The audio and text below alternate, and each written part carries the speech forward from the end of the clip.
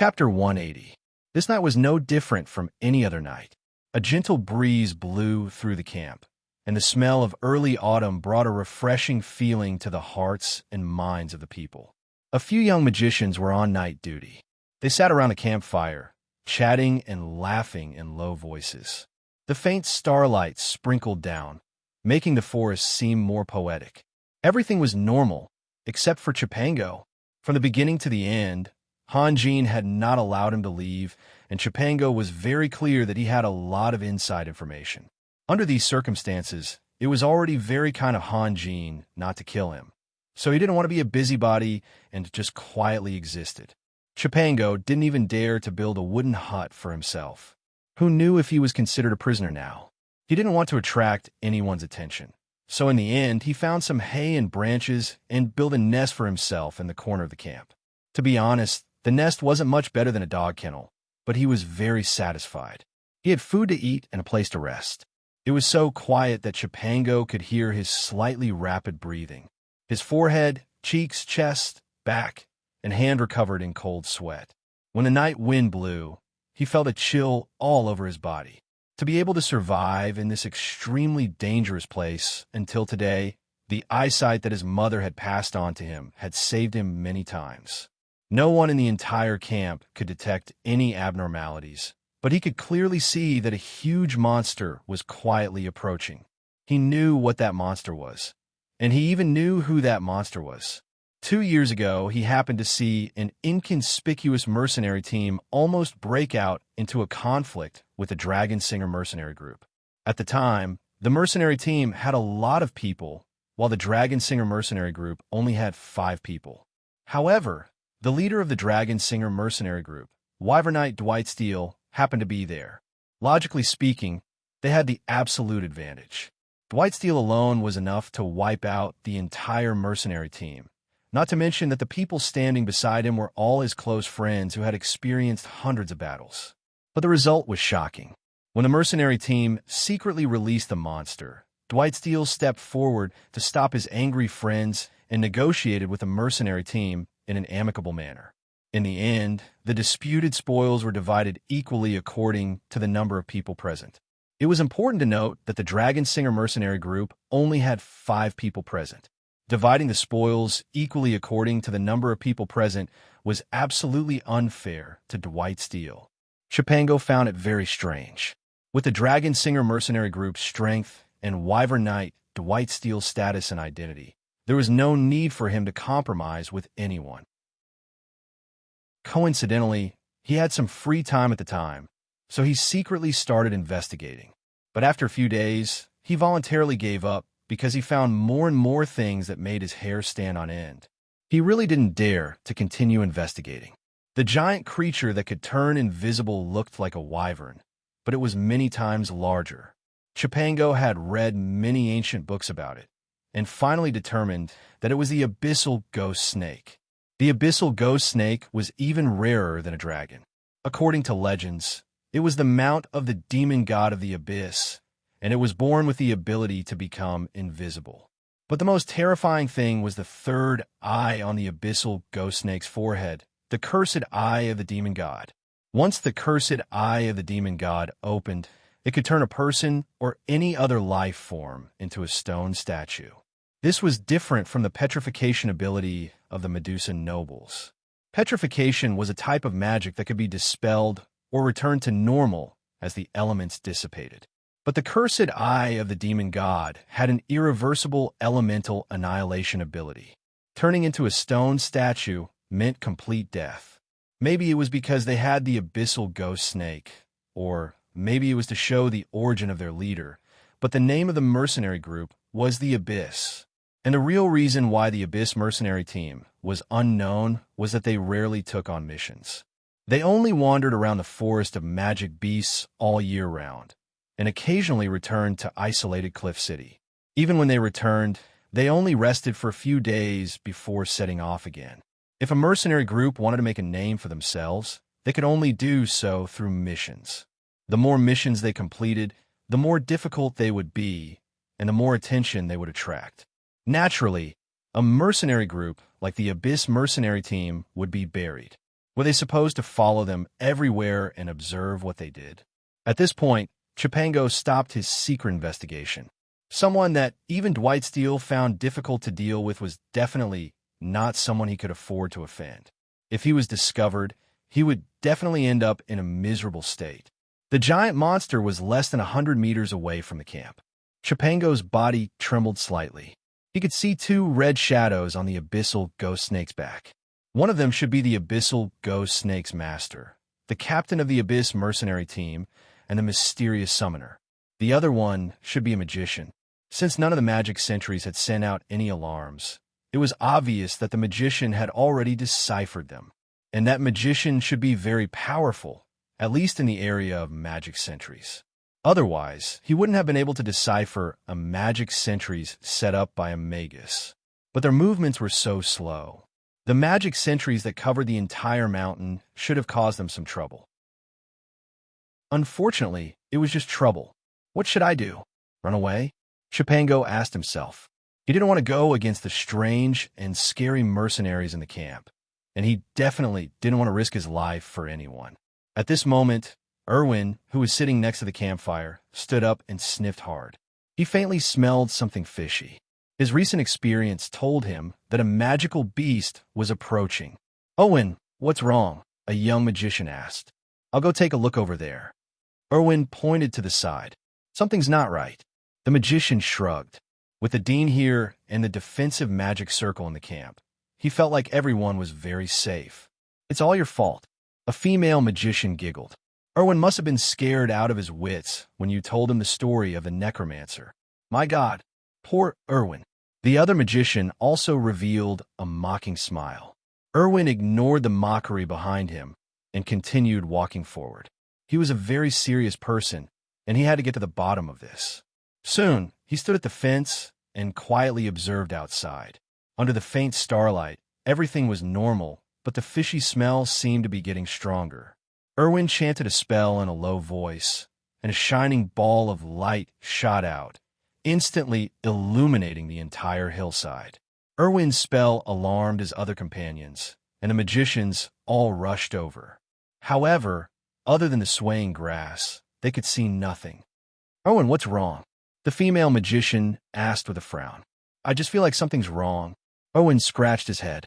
He also felt embarrassed. "Do you guys smell something?" "Something." The female magician sniffed hard and took a step back. Her eyes widened in anger. "You guys, how many days have you not bathed?" "I bathed yesterday," a magician argued, but he wasn't confident enough. He secretly sniffed his armpits.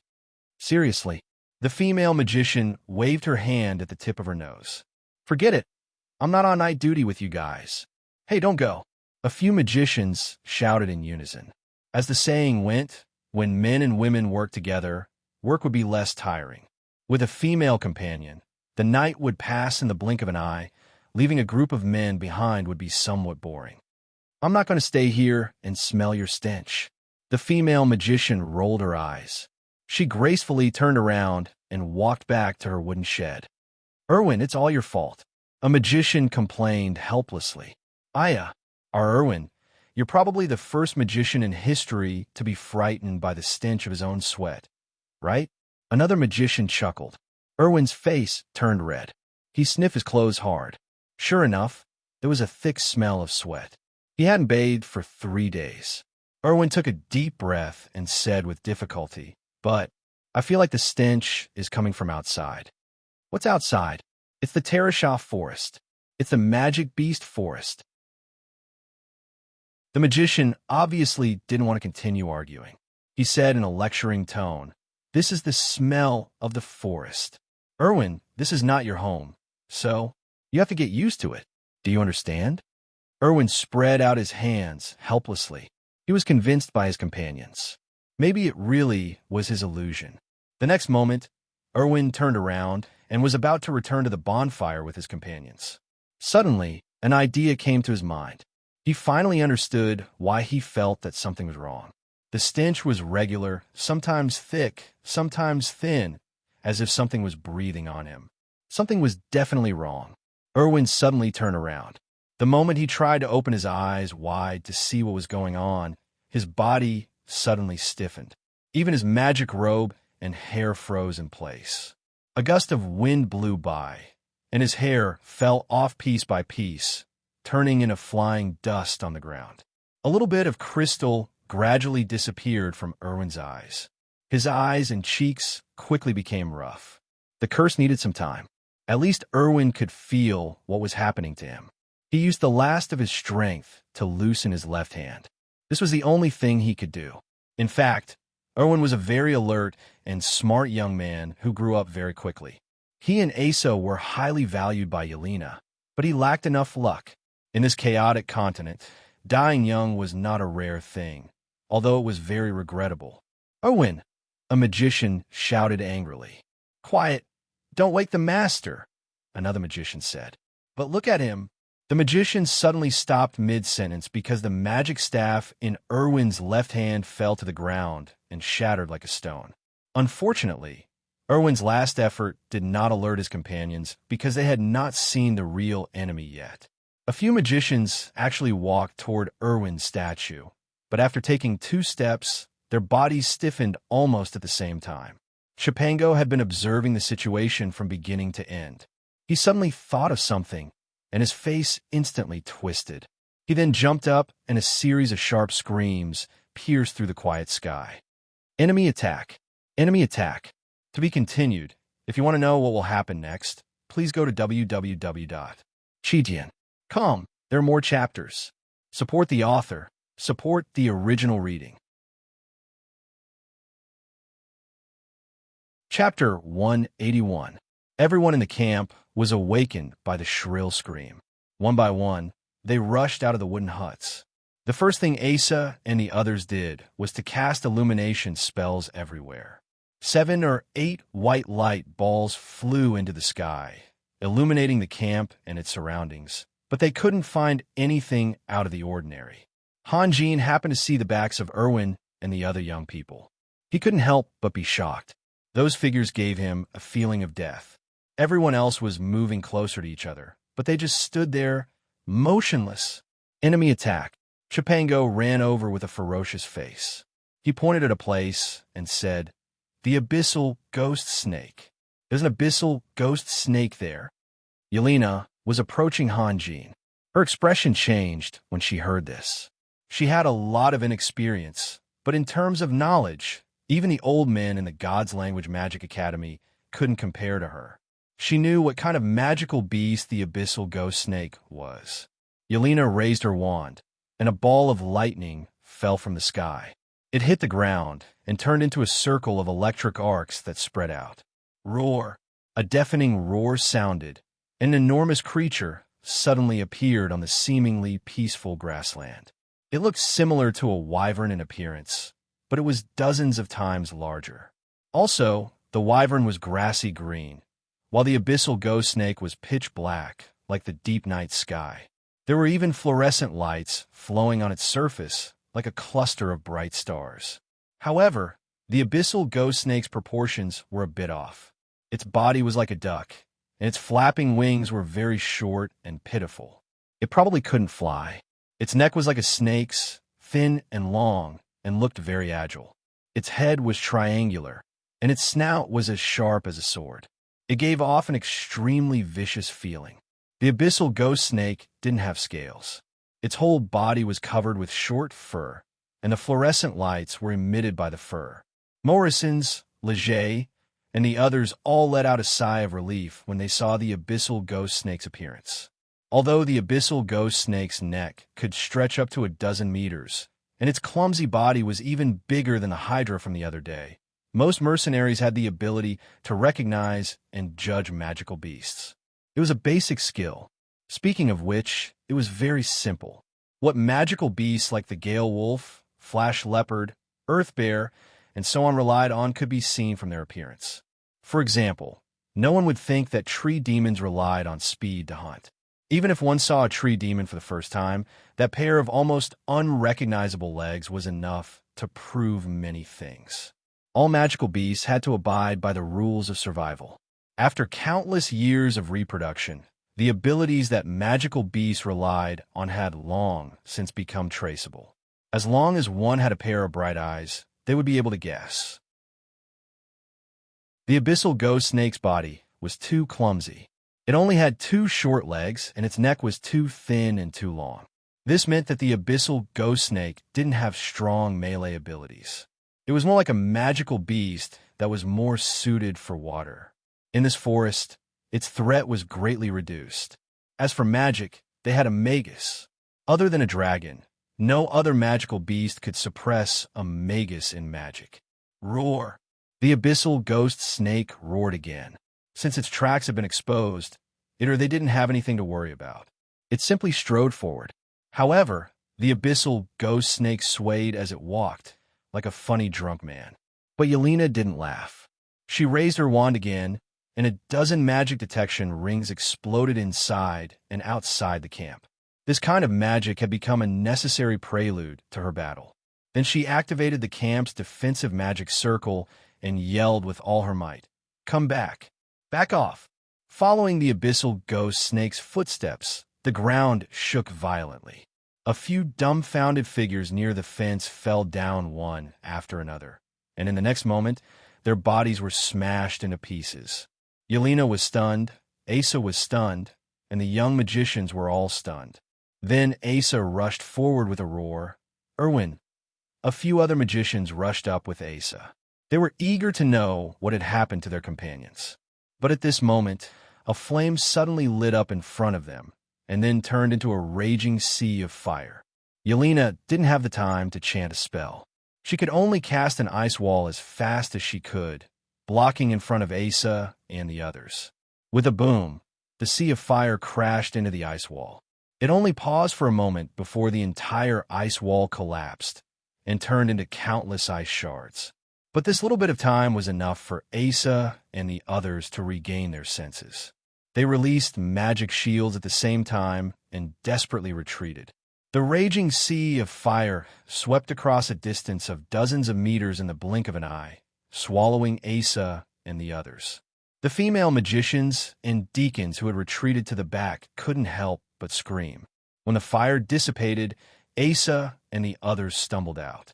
Asa and the other 2 magicians were in good condition. Although their magic shields had become very dim, at least they were still protected. The last magician, on the other hand, had turned into a man of fire. He desperately struggled, ran, and screamed. "Come back!" Morrison's roared and jumped up to help Asa. "Come back!" Yelena's terrified scream was even louder than his, because she knew the abyssal ghost snake's special ability. For a 7th-grade warrior like Morrison's, there was almost no chance of him being immune to the curse. If he was hit, he would die. "Master, that abyssal ghost snake has already cast 4 curses, and it's still underage." Chipango roared as if he was reporting his achievement. One figure after another appeared on the hillside, and quickly rushed over along the path that the abyssal ghost snake had opened for them. A few thieves suddenly appeared outside the camp. Yelena's magic detection halo hadn't disappeared yet, and they just happened to bump into it. But they were very unscrupulous, and just swaggered into the camp with daggers in their hands.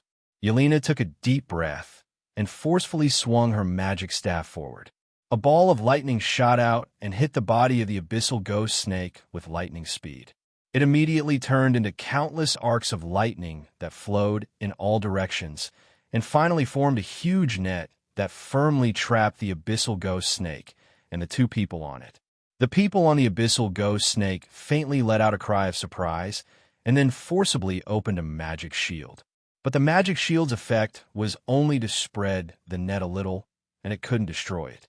"Raphael," Yelena yelled in a low voice, and then concentrated on chanting a spell. Hanjin raised his hand and threw out 3 talismans, and 3 wooden golems appeared out of thin air to protect Yelena. He didn't rush into the battle, and just stood there quietly observing the situation. On one hand, he knew that Yelena was very weak when casting powerful spells, and on the other hand, he didn't have time to make a new flying sword. Instead of killing them one by one, it was better to protect Yelena first. A green light flashed, and the thieves who had jumped into the camp were tightly bound by green vines that suddenly appeared out of nowhere. The arrogance on their faces instantly disappeared, and they were all shocked. How is this possible? It's the Trent's arrow. Sunir's figure appeared next to a wooden shed. She drew her bow and aimed at the thieves.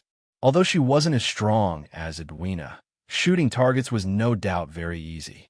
Plus, they were just thieves who couldn't move. Every arrow she shot caused a rain of blood to splatter.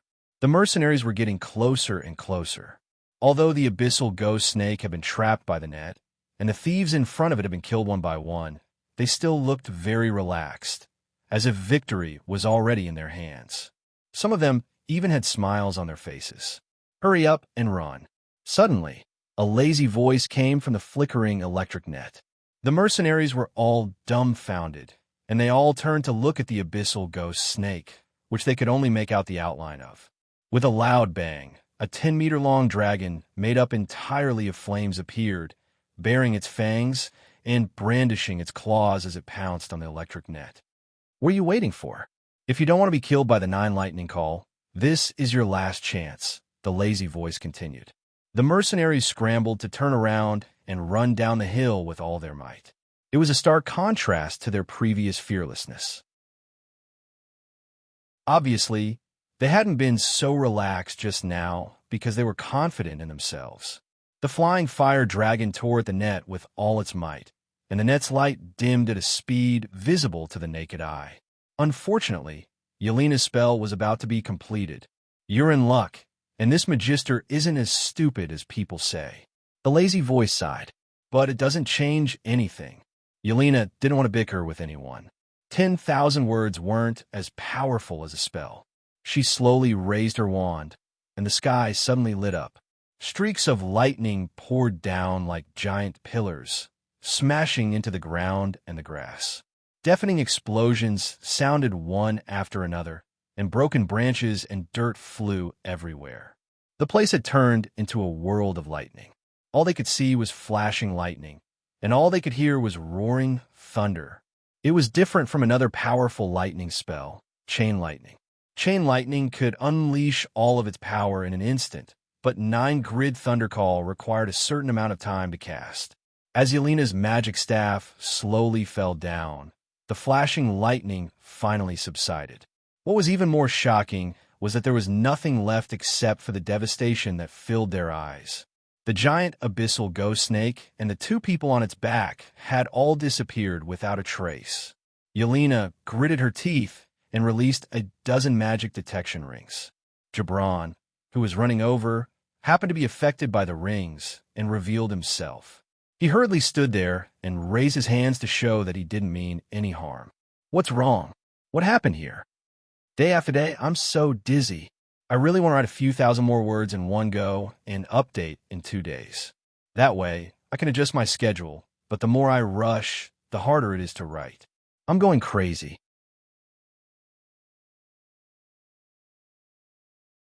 Chapter 182. At this moment, no one was paying attention to Gibran. Even Yelena ignored the threat he could pose. Asa and the others rushed forward.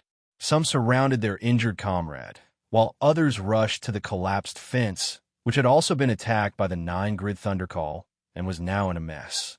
They squatted down and used their hands to push away the gravel and soil, trying to find something.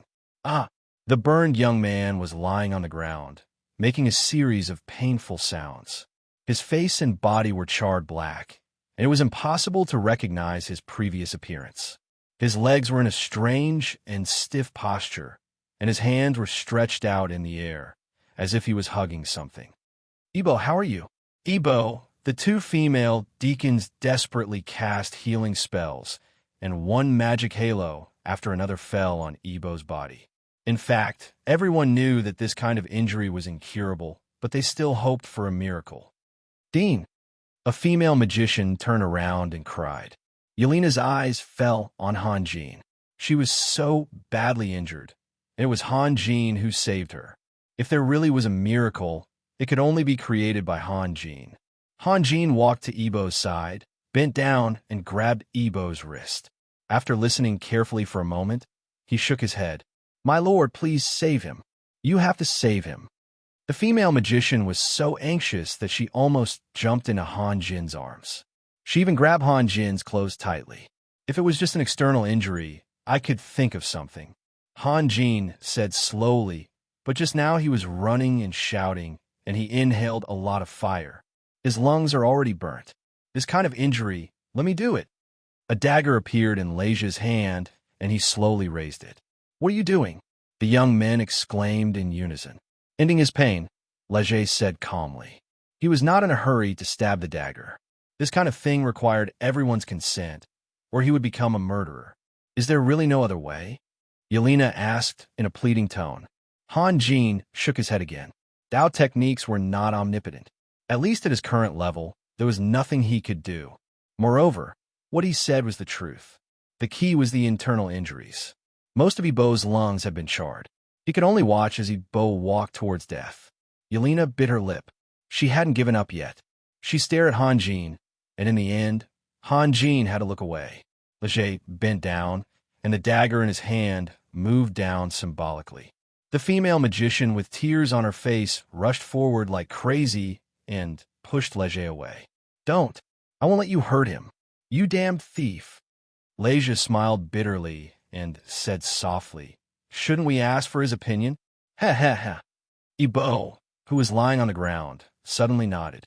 His movements were similar to convulsions. First, he moved, then he froze for a moment, then he moved again. The charred flesh on his neck cracked, and countless drops of blood burst out. He's in a lot of pain. Do you know that? Leger said slowly. Ha ha. Ibo was still nodding. Suddenly, a scream came from the front. Asa slowly stood up with a fist-sized rock in his hands. His body was trembling like a sieve. Everyone turned to look at the stone. Half of a face was carved on it. There were eyes, eyebrows, and half a broken nose. Yelena took a deep breath and said word by word, The curse of the demon god. Teacher, Erwin, and the others. No one answered Asa. It was obvious. They had seen Erwin and the others fall to the ground with their own eyes, and their bodies were smashed to pieces. Asa tried his best to control himself, but his tears flowed out uncontrollably. He knelt down and held the stone tightly in front of his chest. He let out a low sob. Asa was the class monitor of the students. When he cried, the others couldn't help it. At first, his cries were soft, but later they became louder and louder. Ever since they stepped into the Terasham Mountains, they had suffered a lot. However, under the protection of Yelena, Han Jin, and the others, those were just trials and tribulations. But now death had come, and 5 of their companions had been taken away at once. For them, this was a huge blow. It was hard for them to bear. Leger looked at Han Jin, asking for his opinion. Han Jin nodded slightly, and Leger slit Yves Beau's neck with the dagger in his hand. The strange cries stopped abruptly. In the camp, there were cries of grief, especially from the female sorcerers and deacons. They were almost out of breath from crying. Yelena's face was pale, and her right hand that was holding the magic staff loosened and tightened. In fact, she was the one who suffered the most, because she was the dean. Han Jin didn't feel good either. Although he didn't have a good impression of these young people at the beginning because of their naivety and childishness, strictly speaking, these could only be regarded as shortcomings, not diseases. Naivety and childishness also meant that they didn't have the intention to harm others. Moreover, people had feelings. After getting along with each other for so long, the young sorcerers had shown enough respect, or even admiration, and had always been respectful. Therefore, although they were all about the same age, Han Jin had already regarded them as a group of children who needed to be taken care of. In addition to his relationship with Yelena, it was his responsibility to protect them in times of danger. Unfortunately, he didn't do it. Chipango, who did it? Gibran asked coldly. Chipango was stunned and hurriedly replied, It was the Abyss mercenary team. Gibran's expression changed slightly, and a thoughtful look appeared on his face. The Abyss mercenary team, right? Yelena repeated, gnashing her teeth. You were the one who called the police, right? You saved us all. Thank you. Han Jin asked softly. His tone was very sincere. Although Chipango was only his captive, If it wasn't for Chipango's warning this time, the consequences would have been unimaginable. Sir, this is what I should do. Chipango puffed out his chest. That magic beast just now was the abyssal ghost snake. It can turn invisible? Hanjin asked. Yes. Yelena nodded. How did you find them? Hanjin's gaze fell on Chipango. This guy has a skill similar to the Eye of Truth, Gibran said. He then looked Chipango up and down. He's a very good thief, but he's a bit too agile. In fact, Gibran despised Chipango. He had personally killed Chipango's companions that day, and Chipango had no intention of avenging his companions, so he tactfully compromised.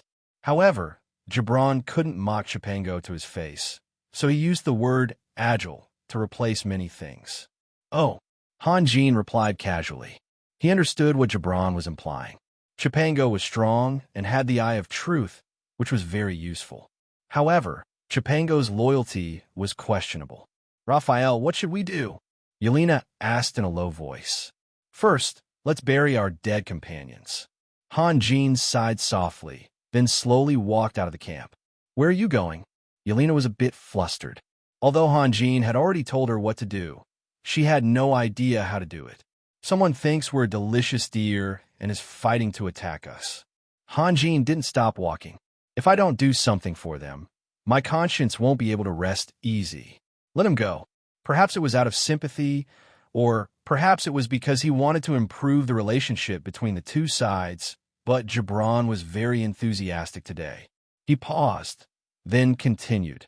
Burying our companions is a small matter. How to deal with the Abyss mercenary team is a big matter. They'll definitely come back. Small matter? Yelena raised her eyebrows. Please leave. You're not welcome here. Gibran smiled bitterly and retreated. At that moment, he saw Julia and Sunir, and his eyes lit up. Julia, but Julia ignored him. Gibran hurriedly called out, Julia, it's the Abyss mercenary team this time. You know that Mantico is very strange and very difficult to deal with. We should get together and think of a plan, or else. Julia, don't go. Julia. Yelena snorted coldly. Gibran wanted to chase after her, but when he heard her snort, he froze.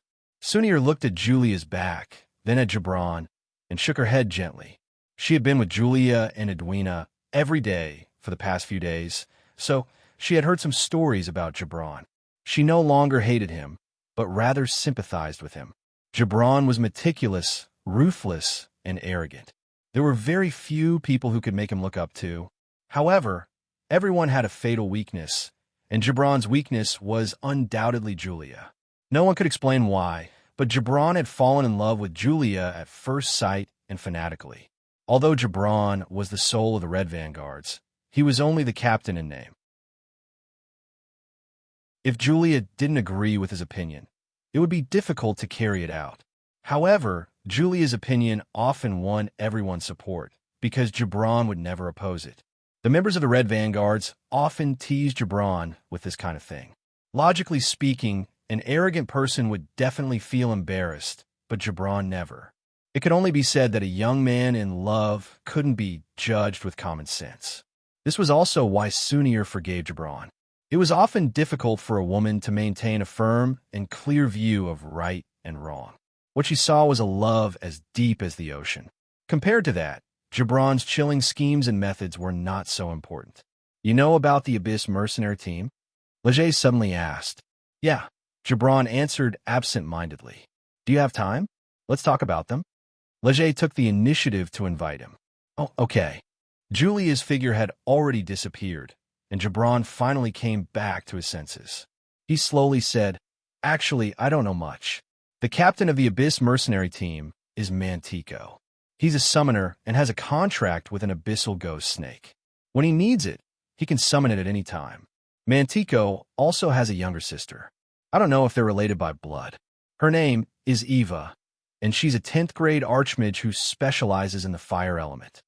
That's it. Gibran thought for a moment. Once I talked to Dwight Steele, the captain of the Dragon Singer mercenary group, about the Abyss mercenary team. We suspect that Mantico is the ambusher. Leger's expression changed slightly, while Chipango's body trembled.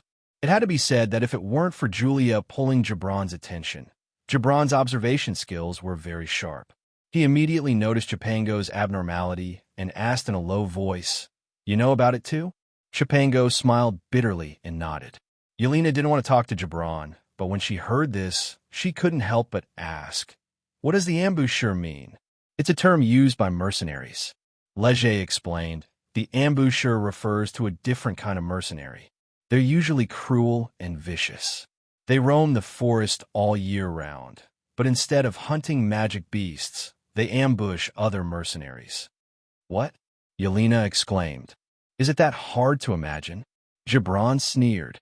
"For example, we encounter Unicorn. After a tough battle, our warriors were covered in wounds, and our magicians had exhausted their magic power. We were about to win, but another group of mercenaries attacked us from behind. What would we do? So despicable. Cursing them won't change anything. In the end, we were killed, and our spoils were taken. If they were interested, they could even keep a few."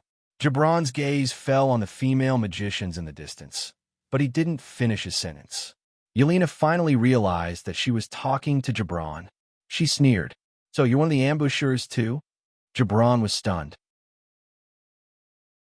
After a while, he said in a low voice. Chipango looked at Gibran gloatingly. He thought that Yelena was right. Gibran wasn't a good person either. Didn't his companions die in Gibran's hands? "I'm different. I would never take attacking other mercenaries as my mission. Gibran explained with difficulty. "Haha, then how did we meet? Hypocrite. Shameless." Yelena interrupted Gibran mercilessly. "This time, it's because we accepted a black mission that—" Gibran's tone was very bitter. Then he saw Chipango's gloating expression and said coldly, "Chipango, I already warned your companions beforehand, but they were blinded by greed and didn't listen to my warning at all. That's why I took action. Do you understand? They were the ones who asked for it." "Warning? Then why didn't I know?" Chipango almost questioned Gibran on the spot, but he didn't dare to disrespect Gibran, so he could only swallow his words. "And, Chipango, how did you know?" Gibran asked. This was a good opportunity to change the topic. Otherwise, he would be too embarrassed and wouldn't know how to explain. After all, the truth had already happened. "I checked the records of the Abyss mercenary team's teleportation circle," Chipango said. Chipango said, "I discovered that wherever the Abyss mercenary team goes to, the number of mercenary teams and groups nearby will increase. Although hunting magical beasts is very dangerous and accidents can happen at any time, it's strange that it's always like this. I checked the records in the past 3 years. The Abyss mercenary team went through the teleportation circle 7 times. Each time, they stayed in the Teresham Mountains for at least 3 months, and the longest was a whole year. Especially in that year, at least a dozen mercenary teams that were teleported to the same area never appeared again. Isn't this enough to explain the problem? The records of the teleportation circle are the Mercenary Association's secret. I've asked them, but they wouldn't provide information about this to anyone." "How did you know?" Gibran asked in a low voice. "Anyway, I just know." Chipango shrugged, avoiding the question. "Let's not talk about it." Sasu walked over.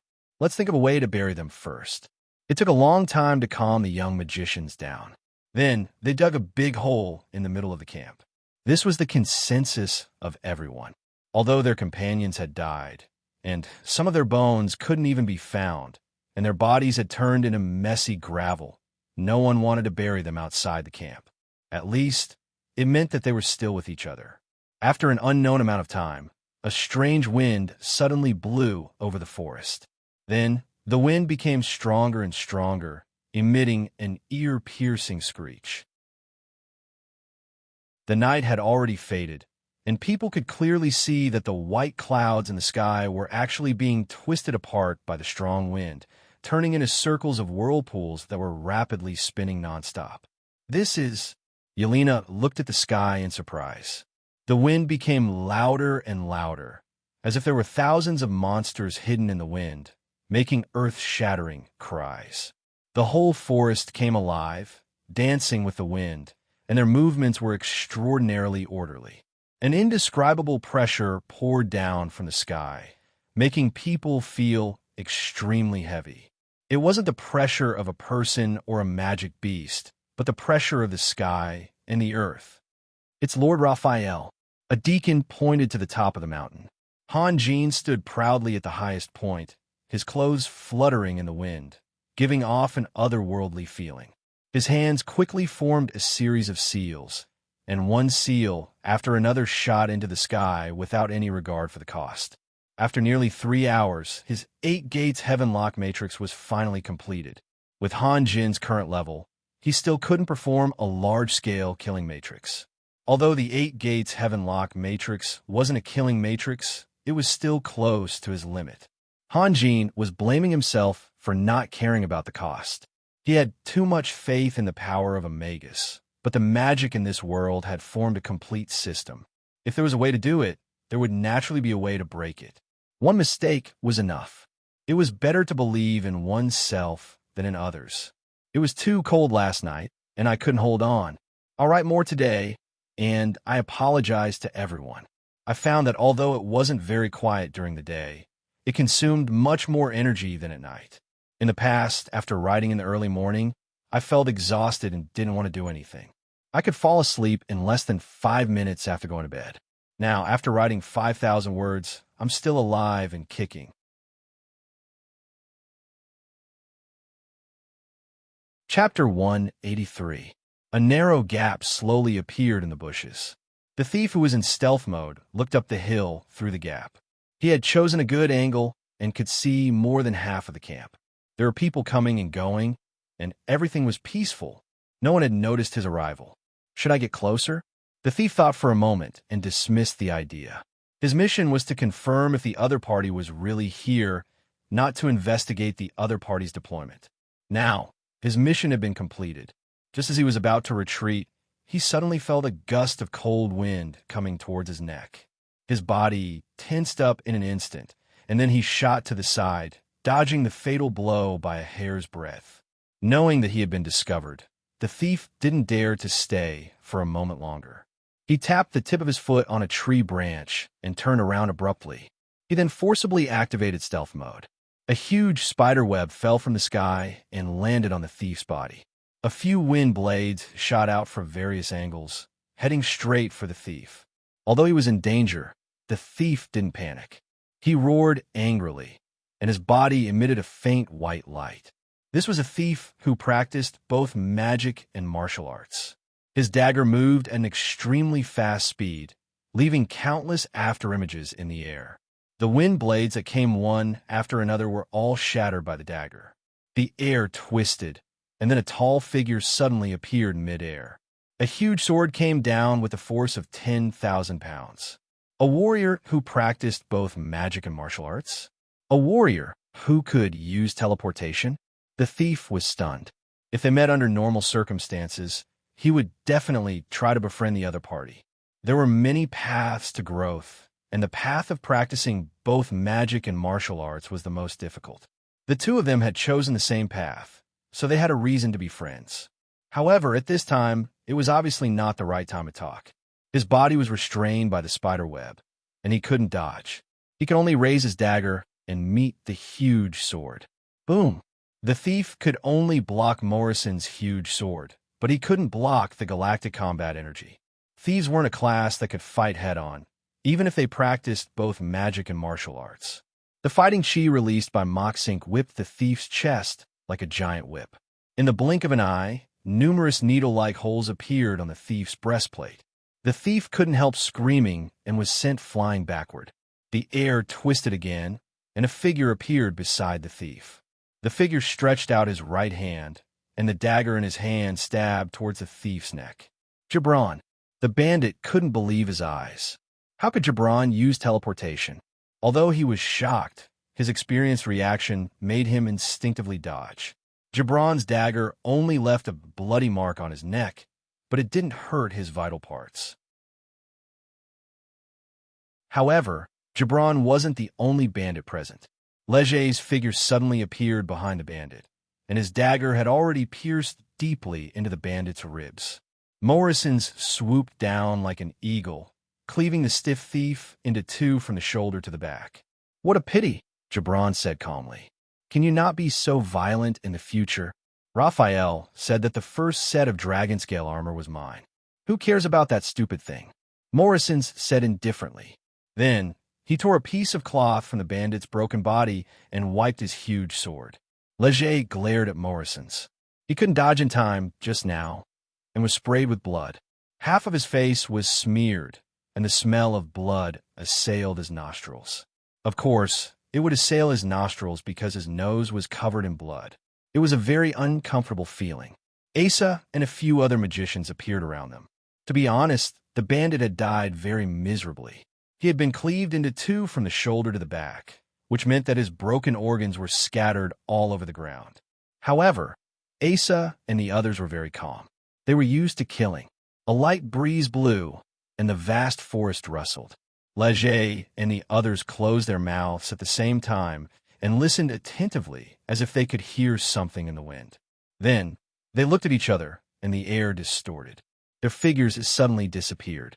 Asa and the others dragged the bandit's broken body into the bushes, then split up and hid in the forest. Only bloodstains and bits of flesh were left on the ground. No one could tell that a very unfair battle had taken place here. In another place, Sunir and Yelena were also listening to the wind. They had no intention of joining the battle just now. 3 people were enough to deal with an 8th-grade bandit. There are a total of 132 mercenaries. Yelena, we're counting on you this time, Sunir said softly. Okay. Yelena nodded. She wasn't interested in the previous battle or the one that was about to erupt. For the past few days, she had been thinking and puzzling about another strange feeling. Her eyes often stopped at one place, where Han Jin was. Han Jin had been at the top of the mountain, maintaining a sitting posture with his palms facing the sky. His body floated in the air, calm and relaxed. Although the 8 Gates Heavenlock Matrix wasn't a killing matrix, its power couldn't be underestimated. He was the core of the matrix, the soul of the entire matrix. 8 people, including Yelena, Sunir, Morrison's, Leger, Julia, Gibran, and came from the Red Vanguards, acted as the core of the matrix.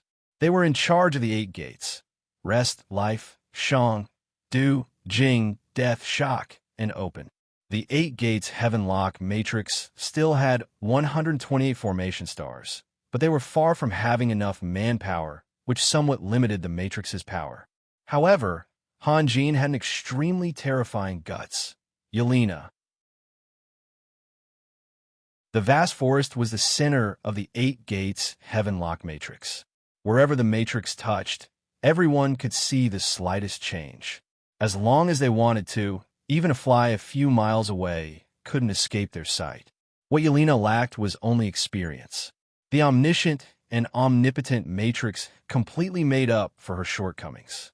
In this environment where she knew everything like the back of her hand, the power of a Magus was fully unleashed. Moreover, the 8 cores had a terrifying ability. In layman's terms, they controlled the 8 gates. As long as they were within the range of the 8 gates Heavenlock Matrix, they could close and open any door at any time. At this moment, the 8 of them had gathered together to kill a few troublesome mercenaries. The next moment, they scattered in all directions. When a Magus fought in the forest, the most troublesome thing was not being able to lock onto the enemy.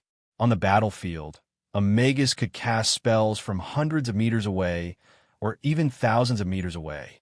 However, in the forest, due to the obstruction of leaves and grass, the casting distance was very limited. Now, the 8 gates Heavenlock Matrix provided them with great convenience. Even Asa and the others could attack from a very long distance.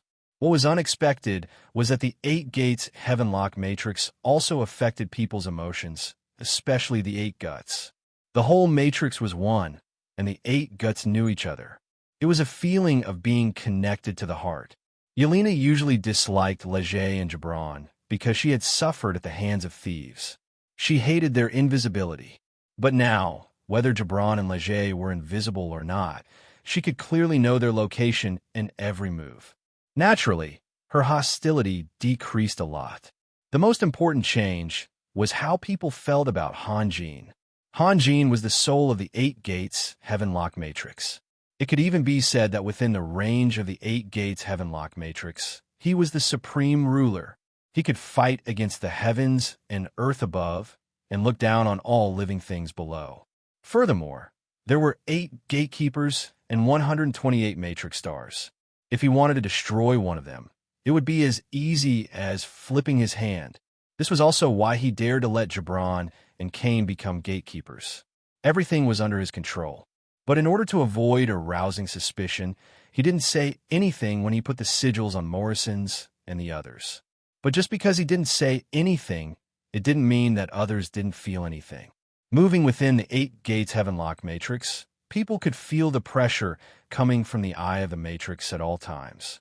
It was an inviolable will, as if a god had descended upon the mortal world. That was why Yelena and the others were always thinking, and why Gibran and the others were often at a loss. The former was noble and had always been superior, so this feeling of obedience was too strange. The latter was tenacious and advocated autonomy, and would never bow down easily. Of course, there were also some things that made people not know whether to laugh or cry. One of the female deacons needed to go to the toilet, so naturally, she hid behind an ancient tree. But just as she was about to pee, her companion suddenly screamed because she saw everything clearly. At the same time, all the women's faces turned red, and all the men's faces revealed seductive smiles. They all saw it. The female deacon was so embarrassed that she braced herself and rushed to the top of the mountain, urging Hanjin to solve the problem. Hanjin didn't expect this either, but the problem had to be solved. At the very least, he couldn't let Sunir be exposed. He had set up a cloud formation near the camp, and the abilities bestowed by the 8 gates heavenlock matrix would lose its effect in the cloud formation. However, there were repercussions. People had a question in their hearts. Did the cloud formation have any effect on Hanjin, a paragon? But no one asked. Even Sunir was too embarrassed to ask, let alone the others. Hanjin naturally wouldn't take the initiative to answer. This question would become an eternal mystery. Why isn't Jefferson back yet? A burly man with a full beard asked in a low voice. He was surrounded by mercenaries, including the thieves who were hiding nearby. There were a total of 132 of them. This number couldn't be wrong, and there was no need to check carefully. The flowing wind could sense any of their secrets. Don't worry, Jefferson is an 8th-grade thief and one who cultivates both magic and fog. Another thin magician smiled. Do you think anyone can stop him? But I keep feeling that something isn't right. The burly man with a full beard frowned. Scared? If you're scared, you can back out. No one will force you. Scared? The burly man with a full beard said angrily. If I was scared, I wouldn't have come. But haven't you noticed? There's something wrong with this forest. It's like there's a murderous aura flowing through it. Haha, you're too funny. One of the bandits laughed out loud. He patted a tree beside him and winked. Come on, come and kill me. You're full of murderous aura. The thief's words caused a burst of laughter. Many mercenaries who didn't belong to him looked at the burly man with a full beard with contempt. Reputation was really something that couldn't be trusted. A high-grade mercenary nicknamed the Tiger of the Forest was actually afraid of a forest. What was so fierce about this guy? And had this guy really reached the 10th grade? The burly man with a full beard suppressed his anger and said in a low voice, Don't forget, the Red Vanguard's mercenary team accepted this mission a month ago. If the information we received is true, then where are the Red Vanguards now? Could it be that they've been killed? You think everyone has a chance to get information? The thin magician smiled. This is the Terrashah Mountains. What's the difference between finding a group of people here and finding a needle in a haystack? I'm not doubting the Red Vanguard's combat ability. I think they're just very unlucky and haven't found their target yet. The thief suddenly revealed a thoughtful expression. Red Vanguards? I saw Edwina in isolated Cliff City a few days ago. Where's Gibran? No, it's just Edwina. The thief paused. And Mantico from the Abyss mercenary team was with her. They seemed to be discussing something important. They looked very serious. This isn't good news. The thin magician was moved. Could it be that the Red Vanguards and the Abyss mercenary team have allied? Looks like we have to act as soon as possible. We can't wait for them to come. What are you afraid of?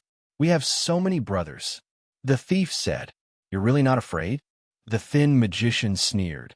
The thief opened his mouth, but didn't say anything.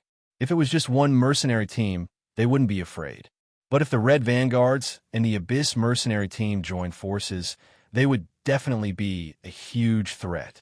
At that moment, waves of magic waves came from afar. The leaders all stood up. The burly man with a full beard frowned. What's going on?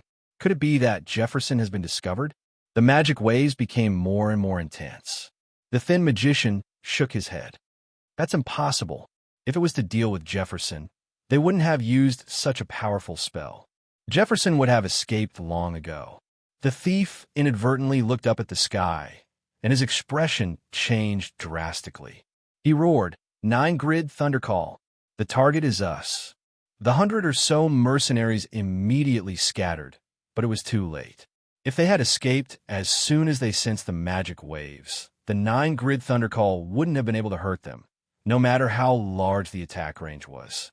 They would have lost the time to talk, and they would have been completely killed.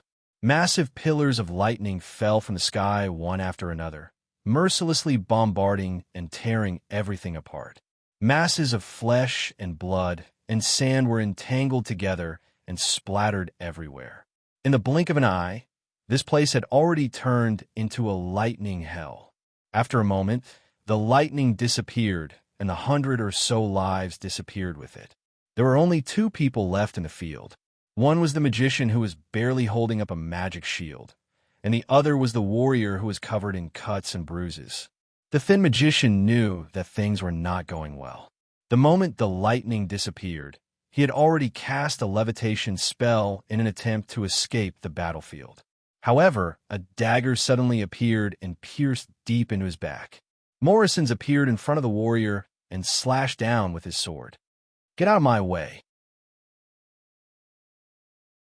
The burly man with a full beard let out a deafening roar and raised his sword to meet the attack. Although he was covered in cuts and bruises, his nickname was Tiger of the Jungle. At this moment, he looked quite strong. Boom! In a head-on collision, countless combat auras flew everywhere. The burly man took 2 steps back, while Morrison's flew back like a cannonball. Blood seeped out of the corner of his mouth, and even his combat aura was shattered. Fortunately, the burly man was already at the end of his rope and could not counterattack. Otherwise, Morrison's would have suffered a terrible fate. A green light suddenly flashed, and clusters of green vines drilled out of the ground. They bared their fangs and brandished their claws as they pounced on the burly man. In the blink of an eye, the vines had tightly wrapped around the burly man. Julia! The burly man let out a desperate roar. The Trent's arrow was Julia's famous skill. Even if he used his toes to look, he would know that Julia was here. A black arrow flew out of the forest like lightning and went straight for the burly man's right eye. However, the burly man was indeed strong. Even though he was entangled by the vines, he was still able to swing his sword in time and deflect the arrow. Gibran, you guys are ruthless. The burly man roared as he struggled with all his might, trying to break free from the vines. He had already seen that the thief who killed his comrade was Gibran. He had enough reason to confirm that this was an attack from the Red Vanguards and the Abyss mercenary group. Obviously, Sunir was not happy that her attack had been blocked so easily. She pulled back the bowstring in extremely fast speed and shot arrows at the man one after another. The burly man blocked left and right, but unfortunately, he was unable to change the outcome. Sunir's last 2 arrows shot into his chest one after the other. The burly man's body stiffened for a moment before he suddenly let out a deafening roar. His dochi blossomed with an imposing manner that was close to glory. The thick vines were pulled taut, as if they were about to be torn apart. Gibran's expression changed slightly. I can't believe that our master Jaren is about to break through the bottleneck of the 10th level. But should I congratulate you now? Or should I feel sorry for you? In fact, in the top mercenary teams and groups in isolated Cliff City, all the high-ranking mercenaries knew each other. At the very least, they were acquainted with each other. But now, they had become mortal enemies, which made Gibran, who had always been ruthless, feel a little emotional. The burly man suddenly stopped struggling because Yelena had appeared in front of him. Her dazzling magic staff clearly showed her identity. The burly man was confused. What's going on? Why is Gibran working with the target? Also, isn't Edwina with the Abyss mercenary team? In fact, he also knew that in front of Magus, all resistance was meaningless.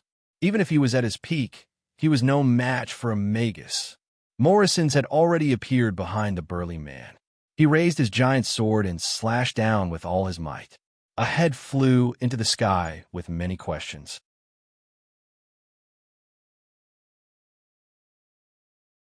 Chapter 184. It seems that I won't be able to learn Raphael's magic. Sasu looked at the top of the mountain and sighed. I didn't expect him to be so patient. Yelena nodded in agreement. It had been more than 20 days, and Hanjin had been sitting cross-legged at the top of the mountain, not even eating or drinking. At first, they were worried that Hanjin would get sick from hunger, but they were relieved when they saw that Hanjin's complexion was getting better and better.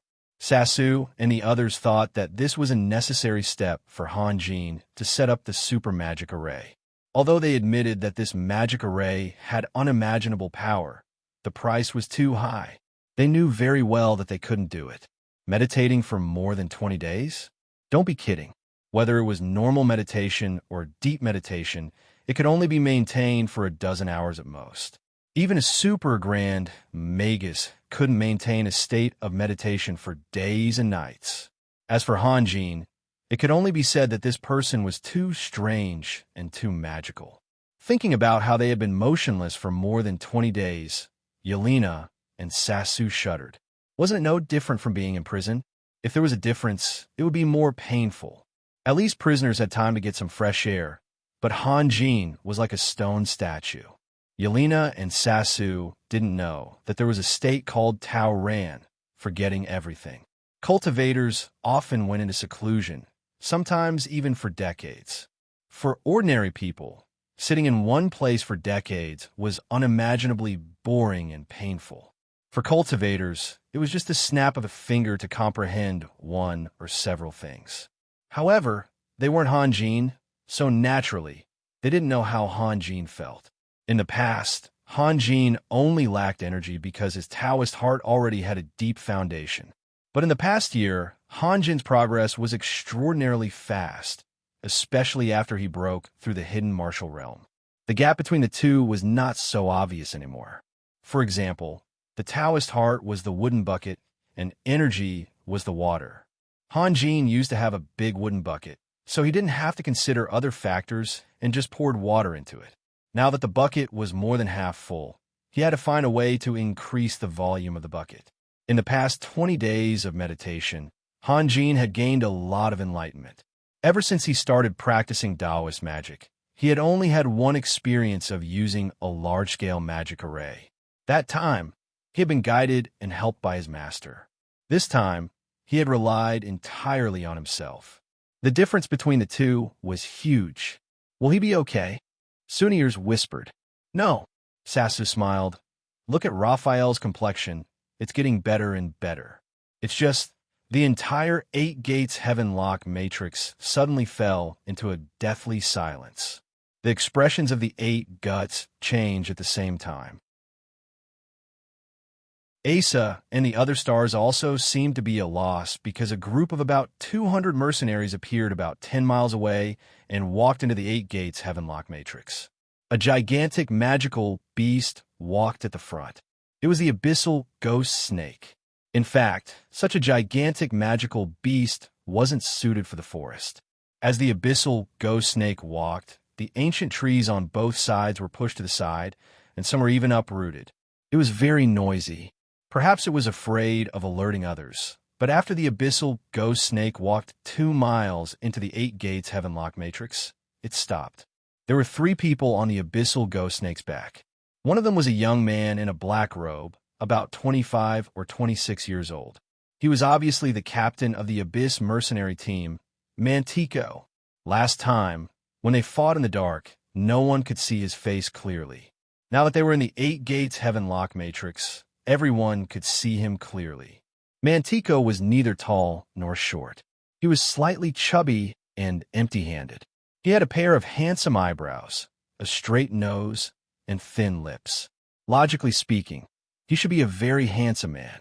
Unfortunately, his eyes were like the finishing touch, ruining his entire appearance.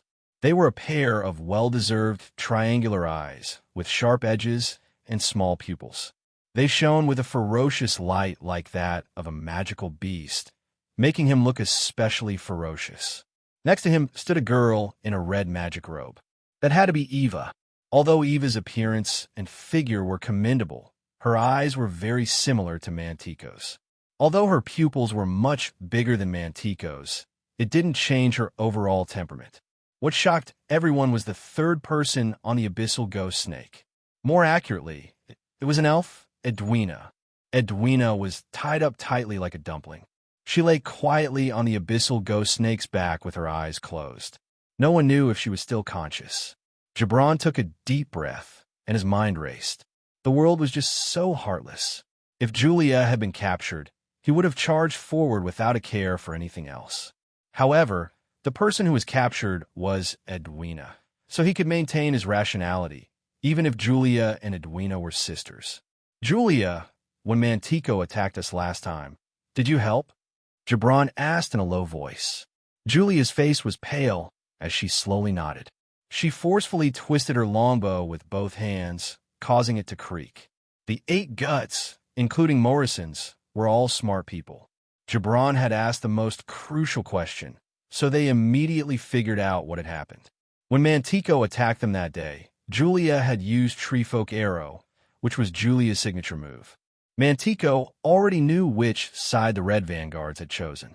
Edwina, on the other hand, had returned to isolated Cliff City before the attack, so she had no idea what had happened in the forest. When Mantico met Edwina in isolated Cliff City, he set his sights on her. All the famous mercenary teams and groups in isolated Cliff City were familiar with each other, so no one would offend anyone easily. It was normal for them to greet each other and exchange a few polite words when they met. One was intentional, while the other was unintentional. Edwina was alone, so it was inevitable that she would be captured in the end. Edwina was not to be blamed for being careless, nor was Julia's recklessness. It could only be said that it was all an unavoidable coincidence. What should we do? Sunir asked anxiously. Wait. Gibran's gaze couldn't help but drift to the top of the mountain. Mantico's background and his combat ability had always been a mystery. He wasn't sure if he could save Edwina from Mantico. He wasn't waiting for Mantico to be careless and give him a chance, but for Han Jin to make a move. Mantico didn't know that his every move had been exposed. He waved his hand and gave an order. The dozen or so bandits and the mercenaries all cast invisibility spells and crept forward from all directions. The abyssal ghost snake slowly laid down on the ground. A few mages and warriors jumped onto it and sat in a circle with Mantico and Eva. It seemed that they were the leaders of the group. No one knew what Mantico said, but the mercenaries began to inspect their weapons. Clearly, this was a pre-battle preparation. Mantico's expression was very serious, and the others seemed to take this work seriously as well. The warriors were polishing their weapons, the archers were twirling their bowstrings, and the mages were checking their wands. Everything was going on in an orderly manner. Eva took out magic scrolls from her space ring. There were about 30 of them in total. This amount of strategic storage shocked Yelena and the others. Magic scrolls were the condensation of magic power. Because they saved the time needed to chant spells, they were very useful in actual battle. However, magic scrolls couldn't be made by just any mage, and the consumption of magic power was even more unbearable. Magic crystals were required to make magic scrolls, and the quality of the magic crystals had to be high. This was because the quality of the magic crystal directly determined the life of the scroll. No one wanted to spend a lot of money on a magic scroll, only to have it become useless after a few years due to the loss of elemental power. Moreover, the amount of magic power a mage needed to make magic scrolls was very high. Under normal circumstances, the amount of magic power needed to make one lightning scroll was enough for a mage to cast dozens of lightning bolts. The higher the level of a magic scroll, the greater the consumption. Even Yelena would have to spend a few days or even dozens of days to make a high-level magic scroll. At the very least, she had to spread the consumption to an acceptable level. Eva patiently opened the magic scrolls one by one and checked them carefully. After confirming that there were no problems with the scrolls, she put them back into her space ring. Mantico, on the other hand, took out a black longsword and said something while wiping it. The others, including Eva, kept nodding their heads. Mantico spent a lot of time preparing before the battle. The stealthy thieves approached the camp, observed for a while, and then returned stealthily. It took almost 2 hours, but Mantico still wasn't finished. Eva and the others didn't get impatient at all and listened attentively. Sometimes, what you learn from your friends isn't as profound as what you learn from your enemies. Leger, Sisu, and the others all had thoughtful looks on their faces. Mantico gave them the impression that he was very arrogant, but the fact that he was so serious about his preparations before the battle was enough to prove his true nature. As the saying goes, a man with a great reputation lives up to his name. Someone who could make the leader of the Dragon Singer mercenary group, Wyvern Knight Dwight Steele, feel troubled couldn't just be described as arrogant. After a long time, Mantico finally waved his hand, and the mages and warriors all jumped down. The abyssal ghost snake slowly stood up, and with slow but firm steps, it forced its way through the forest and walked straight ahead. "They're here. We need to do something. At least we can't make Mantico suspicious," Gibran said softly. This time, Mantico didn't seem to have any intention of launching a sneak attack. He simply swaggered closer to the camp. The closer he got, the dimmer the ferocious light in his eyes became. Finally, he completely lost his vigor, and his entire person became lazy. He kept yawning, and even had a harmless smile on his lips. Unfortunately, this kind of performance was very boring. Yelena and the others all knew that the Mantico who was preparing before the battle was the real Mantico. Right now, he was just wearing a mask like Sunir.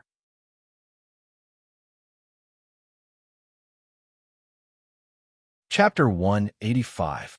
Julia, you and Sunir should go back. We'll take care of things here, Gibran said softly. Gibran said softly, his eyes looking straight ahead. Mantico was less than a kilometer away from them, and they had to make the appropriate response. However, Julia and Sunir's expressions didn't look right, especially Julia, whose eyes were filled with unconcealable grief and indignation. This couldn't escape Mantico's notice at all.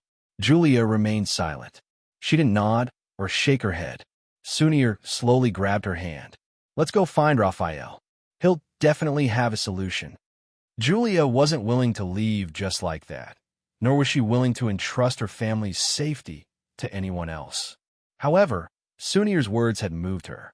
In the past few days, the mysterious and powerful 8 Gates Heavenlock Matrix had left a deep impression on her. As one of the 8 guts of the Matrix, she more or less knew some secrets. The more secrets she knew, the greater Han Jin's image became in her eyes. What kind of powerful person could set up such a heaven-defying matrix? Julia had seen the power of magic matrices before, but those matrices were all dead. This one, however, had a life of its own. Moreover, as a magus, Yelena often talked about Han Jin in a respectful and confused tone, as well as the magic matrix that had provided them with great convenience. In this regard, Yelena was the one who had the most right to speak. If even she was confused, or even in awe of Han Jin, what other proof was needed? Julia nodded and followed Sunir to the top of the mountain. Gibran let out a sigh of relief. If Julia had insisted on staying, he wouldn't have been able to do anything about it. If that had happened, the situation would have gotten even worse with Mantico's vigilance. Gibran's gaze fell on Kang. "Kang, go and call Hayden and Charles. Hayden and Charles were both members of the Red Vanguards. For some reason, perhaps it was a hidden warning, but Han Jin did not let them become formation stars. Although they could move freely in the 8 Gates Heavenlock Matrix, they did not know the secrets of the Matrix. Gibran and Kane didn't tell them directly because they were afraid that Han Jin would notice and cause unnecessary trouble. They were also afraid that their 2 hot-tempered companions would cause trouble. In fact, Gibran's feelings were very similar to Julia's and Yelena's.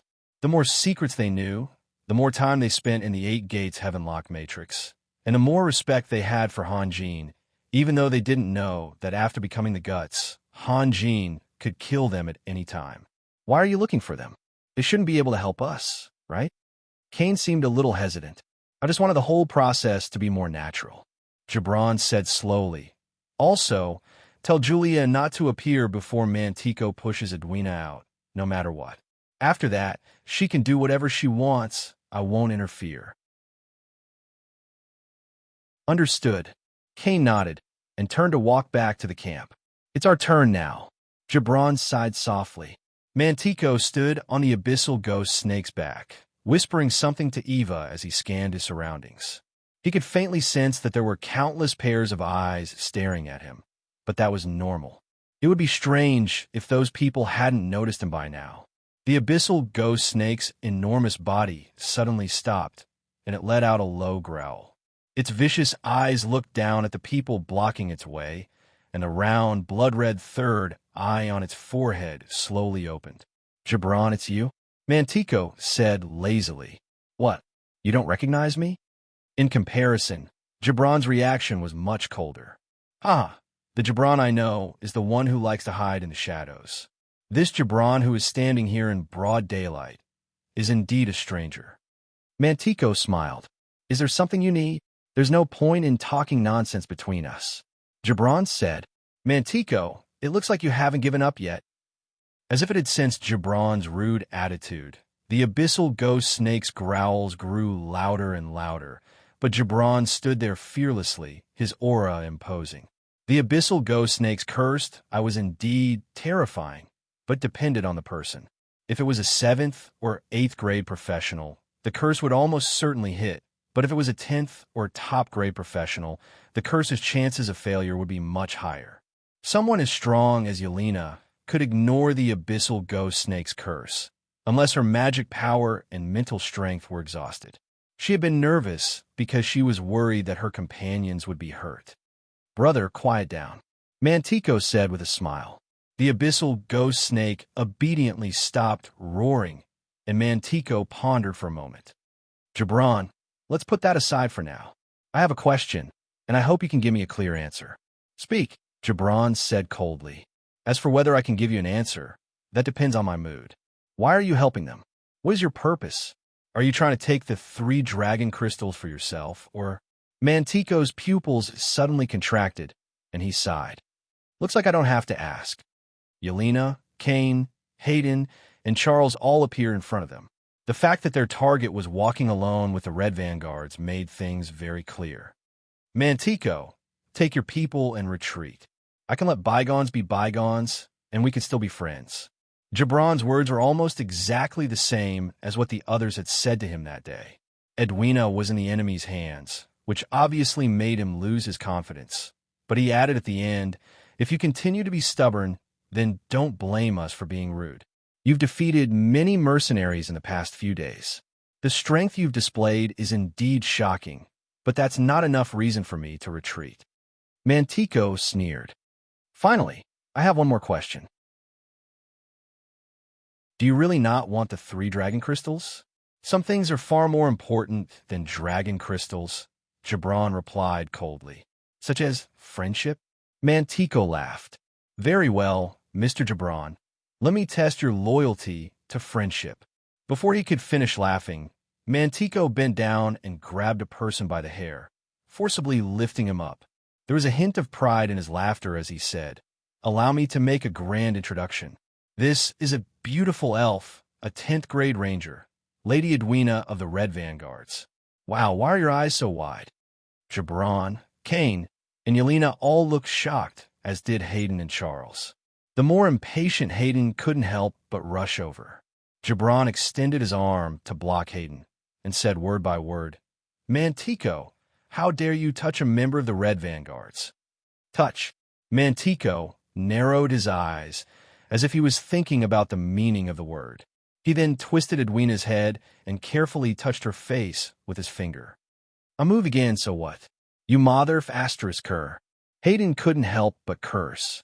"Shut up," Gibran yelled. He took a deep breath and looked at Mantico coldly. "You're not happy?" Mantico scratched his head, then had a look of realization. He pressed Edwina's upper body down and grabbed her carapace. Then he bumped Edwina's but with his crotch and asked with a grin, "You want me to move like this?" The mercenaries from the abyss all burst into laughter. This was an extremely insulting gesture, and Hayden was about to explode. He roared and was about to charge forward with his sword when a hoarse scream came from the forest. "Mantico, I'm going to kill you." Julia rushed out of the forest like a mad tiger. Seeing her sister being insulted, she forgot Han Jin's words and even forgot her own specialty. She actually wanted to fight Mantico to the death. Sunir hugged her tightly from behind. Although Sunir was almost half a head taller than Julia, Julia somehow had the strength to drag Sunir and charge forward. "All of you, come F***CK down." Gibran roared. His roar stunned the members of the Red Vanguards. Then a light breeze blew past them, clearing their minds for some reason. "Mantico, what do you want?" Gibran's voice trembled slightly. Of course, he wasn't afraid, but angry. Let's be clear. Mantico loosened his grip. He was very happy. Up until now, nothing had gone out of his expectations. Last time, Miss Julia killed many of our men, so I believe I have a reason to do anything to this beautiful Miss Edwina. But I also understand that Miss Edwina is my bargaining chip. The better Miss Edwina is, the more bargaining chip I have. Don't worry, she hasn't been harmed in any way. Gibran, I'm talking about until now. You should understand what I mean, right? Tell me, what do you want? I don't want anything. The key is what you want. Gibran, it's time to test you. Mantico chuckled. It's very simple. Kill that woman and give me her wand, and I'll return you an unharmed Edwina. Gibran's face darkened, and he didn't say a word. Hayden and Charles, however, looked thoughtful. Mantico looked at Gibran calmly, and also kept his mouth shut. Using Edwina to threaten the Red Vanguards was an excellent idea. If this had happened 20 days ago, Mantico would have been very satisfied. In Gibran and the others' minds, compared to Edwina's safety, everyone else was negligible. Even Julia was in a dilemma. If Gibran promised not to harm Sunir, she would most likely choose to compromise. Unfortunately, things had changed. The talismans that Han Jin had injected into their bodies and the feelings they felt in the magic circle had been deeply imprinted in their minds. Just like how they couldn't ignore Edwina, they couldn't even think about attacking Han Jin. "My patience is limited," Mantico said softly. Because they were standing opposite each other, he was the first to notice Hayden and Charles's movements, so he spoke to encourage them. "Hayden, what are you doing?" Gibran said coldly. Hayden's body stiffened. "Captain, you really don't want to care about Edwina anymore? You'll do whatever he tells you to do for Edwina? What if he tells you to kill me?" "No, I won't." "Won't? You think Mantico is a man of his word?" "Oh, speaking of words, I don't think I'm that good." Mantico was still smiling. "But do you have any other choice?" Gibran was silent. He had no choice but to remain silent. Mantico looked from one to the other with interest. He had already predicted that with Gibran's ruthless personality, he would have at most a 50% chance of making Gibran compromise. Now that they were in a stalemate, that was normal. That was why he had already prepared a backup plan. Edwina was not only his bargaining chip, but also his bait. Hundreds of mercenaries formed a large circle, trapping Gibran and the others inside. His trusted aides were already prepared. The mages retreated to the outside. The thieves turned invisible. A few elite archers gathered together and raised their longbows, and a few warriors quietly formed a hexagonal formation a dozen meters to the right of the abyssal ghost snake, ready to attack anyone who tried to break in. Eva smiled and didn't say anything, but she was already holding a magic scroll behind her back. According to Mantico's plan, once the fight broke out, she would attack first and attract the attention of the Magus. The archers and thieves would be responsible for killing Cain and Julia, and Mantico would give the enemy a chance to lure Gibran, Hayden, and Charles in. He would also personally attack and kill the three with the warriors. He didn't want them to succeed everywhere. If they could kill 2 people, they would have the absolute advantage. I'm sleepy. Mantico yawned. You still haven't made up your mind? Gibran was still silent. Hayden was really anxious, and he kept shooting glances at Charles. Gibran, to tell you the truth, my children have been asking for a taste of elves. If you don't want to cooperate, then don't blame me. Mantico smiled sinisterly. Do you understand? Children, come one by one. Don't kill this beautiful lady. With that, he grabbed Edwina's hair and threw her out. Gibran had been holding back all this time because he was waiting for the right opportunity, and he was going to give it to Gibran now. Edwina's body drew an arc in the air and accurately landed in the middle of the hexagonal formation formed by the warriors. The mercenaries around them couldn't help but cheer, thinking that their wish had come true. The Abyss mercenary team was a strange group of mercenaries. There were only a few dozen true elites, but there were many mercenaries under them. At most, there were more than 500 people, which was far more than a normal mercenary team. But after a while, the number of mercenaries would decrease again, and there would be less than 100 of them. This was because Mantico never cared about the ordinary mercenaries. He generously accepted those who wanted to join him, but only because he wanted to pick out the good ones. As for the useless ones, they would end up as cannon fodder.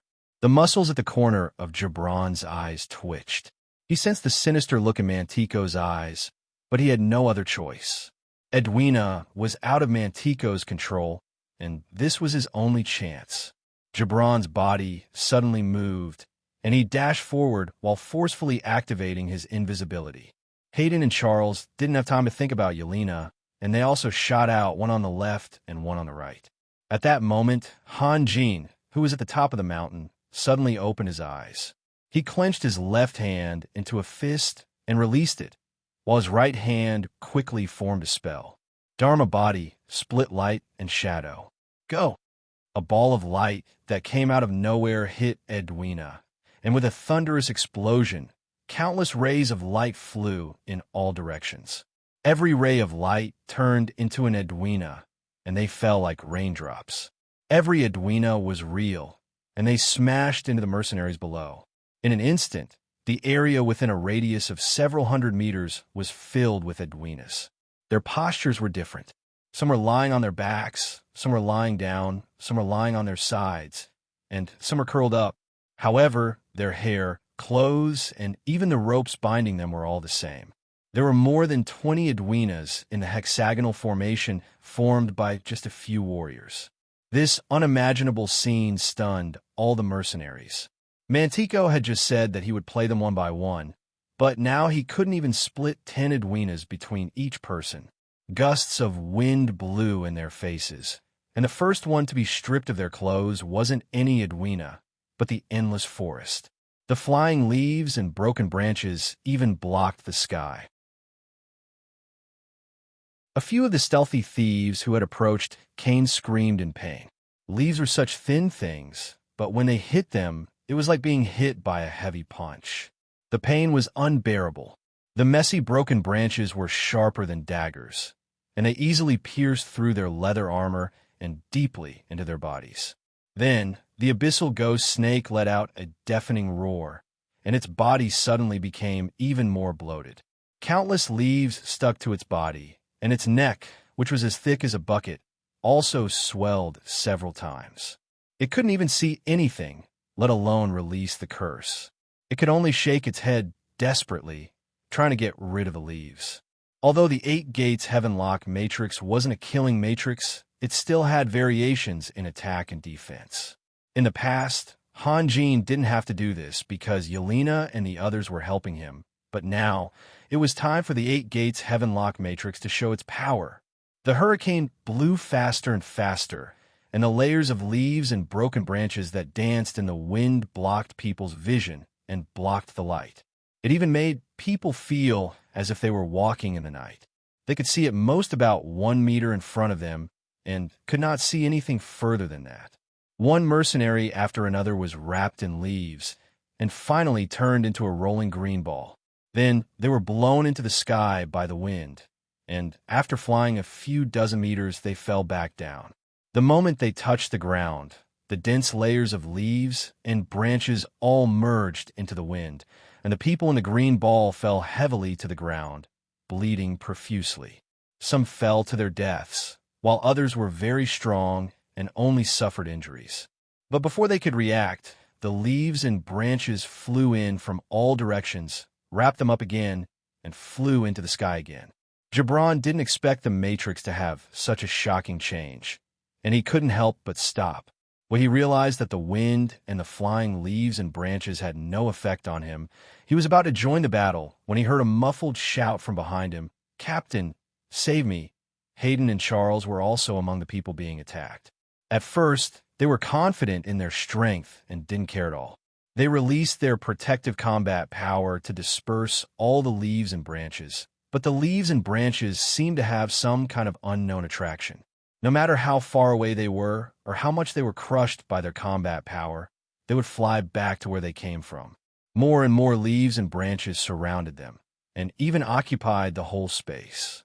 With Hayden and Charles's abilities, they hadn't reached the level of physical combat power. Since they couldn't block the space, they couldn't block the maggot-like leaves and branches. In the end, they were wrapped tightly. Gibran couldn't help but smile bitterly. He knew that this was because they had bad intentions towards Yelena, so Han Jin was teaching them a lesson. However, their safety was guaranteed. The wind howled without restraint, and more than a dozen giant green turtle shells appeared in the field. They were the magicians trying to use their magic shields to resist the attacks of the leaves and branches. Because of the magic shield's characteristics, they were the last ones standing, but that was all they could do. More and more leaves and branches stuck to the magic shields, and some of them even reached 7 or 8 meters tall. This kind of pressure would crush the magic shields sooner or later. Yelena raised her magic staff, and a lightning ball shot out, hitting the largest green sphere. The abyssal ghost snake's painful howl came from it. The abyssal ghost snake's body was huge, and most of the leaves and branches were attached to it. Now, it had turned into a wriggling green hill more than 20 meters tall. Yelena's magic awakened the others, and they no longer had the time to enjoy the magnificent scene. Julia drew her longbow, and Gibran also rushed over with his dagger. However, I didn't know where to start. "Oh no!" Yelena yelled. She didn't have time to cast a powerful spell, so she released a circle of lightning at the green hill as fast as she could. The green hill suddenly collapsed, and then turned into countless flying smoke and dust, revealing an empty ground. "Damn it! Space scrolls again!" Morrison's flashed out from the side and cursed. "Where did they get so many space scrolls?" "As long as you have the gold coins, you can buy them." Leger also appeared.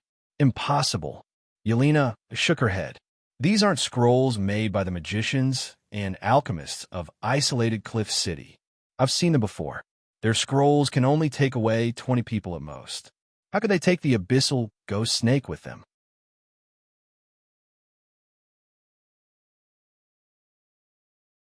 Chapter 186.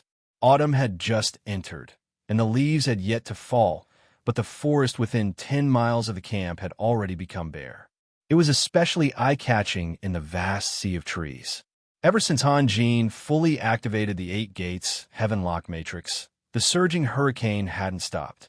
Strangely, the broken branches and leaves that covered the mountains and plains didn't move at all, as if they were frozen. Only Hayden and Charles were affected. The others were able to move freely in the hurricane. It was clear that the punishment they'd received before hadn't satisfied Han Jin. However, their attitudes had undergone a drastic change. A few days ago, they talked behind Gibran's back, saying that Gibran had changed recently and that he liked to hang out with a bunch of silly, immature children. But after witnessing the power of the Matrix, they became as silent as cicadas in winter. Even though they knew that the person who'd set up the Matrix was deliberately tormenting them, they still gritted their teeth and maintained their silence. Some of them were responsible for cleaning up the battlefield, while the others returned to the camp. Edwina was placed in her own wooden shed. Her situation wasn't good, and she was unconscious. No matter how Julia called out to her, she didn't get any response. The two female deacons spent a long time examining her and determined that there seemed to be something very harmful flowing in Edwina's body. But they couldn't do anything about it. They were only deacons, and deacons are the lowest rank in the clergy profession. If they could find a cardinal, they should be able to heal Edwina. But in this forest, they couldn't even find a bishop or an assistant bishop, let alone a cardinal. The atmosphere was heavy. Gibran and the others stood in front of Edwina's bed, their faces pale, but there was nothing they could do. Julia sat by the bed, sobbing. For the Red Vanguards, today was a record-setting day. Gibran only killed people and never got angry. But today he did. Julia had a strong personality and never shed tears, but today she shed tears. The curtain opened, and Sunir and Hanjin walked in together. Compared to Gibran and the others, Sunir seemed much more relaxed, as if she wasn't worried about Edwina at all. In fact, she wasn't worried at all, because Hanjin was there. Hanjin didn't say anything. He walked over and grabbed Edwina's wrist. Julia raised her teary eyes and stared blankly at Hanjin. She didn't know what Hanjin was doing. Hayden and Charles turned their heads away at the same time, pretending not to see anything. If it had been in the past, they would have been furious to see Hanjin do something so rude. After a moment, Hanjin slowly said, "She's been poisoned." Poisoned? Julia hurriedly wiped away her tears. Could it be that this Raphael was not only a powerful magician, but also a priest? Oh, Sunir had a strange look on her face.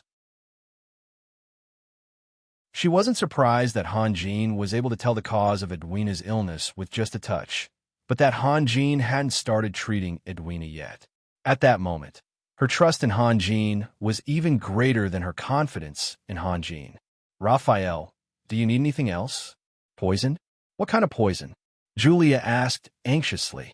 "I don't know, but Edwina's life force is slowly withering away." Hanjin grabbed Edwina's hair. Look, the ends of Edwina's hair had become curly, as if it had been burned by fire. It had also turned yellow, and when Hanjin touched it, it turned into dust. Gibran and the others had been too focused on observing Edwina's complexion to notice the details. Seeing this strange scene, they couldn't help but shudder. "What a vicious Mantico!" Gibran roared in a low voice. It turned out that Mantico had never planned to cooperate with them. In other words, whether they compromised or not, Mantico wanted them dead. "Master Raphael, do you have a way to save her?" Julia asked nervously. "If Edwina can stay conscious and cooperate with me, I'm confident that I can get rid of the poison in her body, but no way. Raphael, even you can't save Sister Edwina?" Sunir's face immediately turned pale. Hanjin smiled bitterly in his mind. Of course he had a way. Even if he didn't look at the relationship between Sunir and Edwina, Edwina had come back to isolated Cliff City this time to help Hanjin purchase magic crystals. That was why she had fallen into Mantico's hands. No matter what, he had to save her. However, Hanjin didn't want to make it seem too easy. That way, Gibran and the others would appreciate his help. "A way. I do have one," Hanjin said softly. Seeing Sunir like this, he couldn't bear to keep up the act. "How confident are you?" Gibran blurted out. "About 70 to 80%, and it also depends on whether Edwina's body is strong enough." "Then what are we waiting for?" Julia stood up abruptly. "Yelena, Sunir, and Julia, you three stay here. Everyone else can leave," Hanjin said. Gibran didn't hesitate. He waved his hand and left with Hayden and the others. Morrisons and Sasu also tactfully left. The originally crowded wooden shed suddenly became much quieter. "Julia, flip Edwina's body over and take off her leather armor," Hanjin said. "Okay." Julia's actions were a bit rough due to her impatience. She flipped Edwina over and quickly took off Edwina's leather armor, revealing the light green gauze dress underneath. Take off the gauze dress. This. Julia froze on the spot. This is why I asked you to stay here. Hanjin smiled. In Edwina's current state, she can only last 3 to 5 days at most. The longer the treatment is delayed, the more damage she will suffer. By then, it will be very difficult for her to fully recover. Think carefully. Julia gritted her teeth and slowly lifted Edwina's gauze dress. This time, it was Han Jin's turn to be shocked.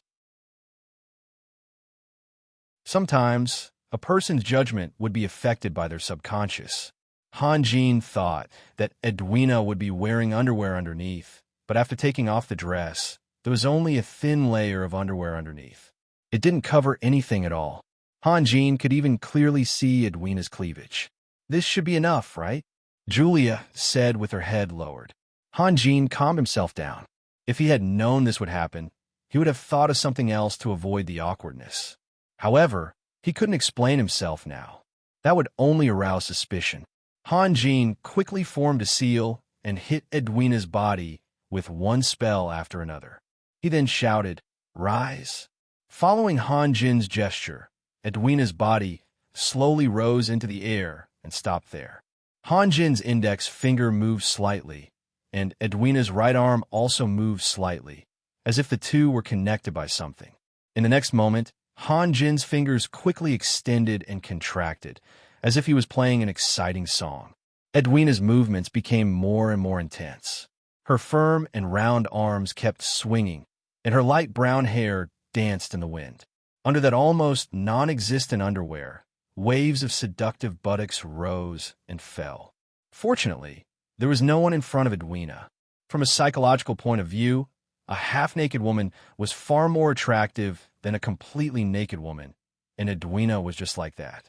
Her upper body was almost completely naked, and her legs were still covered in leg armor.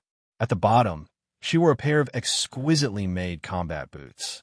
The huge difference between her upper and lower body created a strong visual impact. Julia bit her lips and tightly held onto Sunir's hand. She was panicking, not knowing if her choice was right or wrong. In fact, Sunir wasn't any better. If she hadn't spent more than a year with Han Jin, and if she hadn't trusted Han Jin so much, who knew what she would have done? Han Jin didn't know what to say. The poison in Edwina's body was a type of blood poison. In other words, the poison was hidden in Edwina's blood.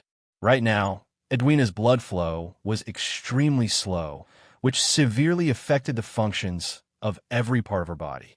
If he wanted to completely remove the poison, he had to speed up her blood flow. This wasn't something that could be solved with spells, at least not right now. That was why he said that if Edwina could stay awake and cooperate with him, he would be confident in removing the poison. Han Jin's empty hand wasn't idle. He shot out rays of white light, all of which landed on Edwina's spine. A strange scene appeared. The constantly twisting spine gradually turned green, then darker and darker until it became a frightening black.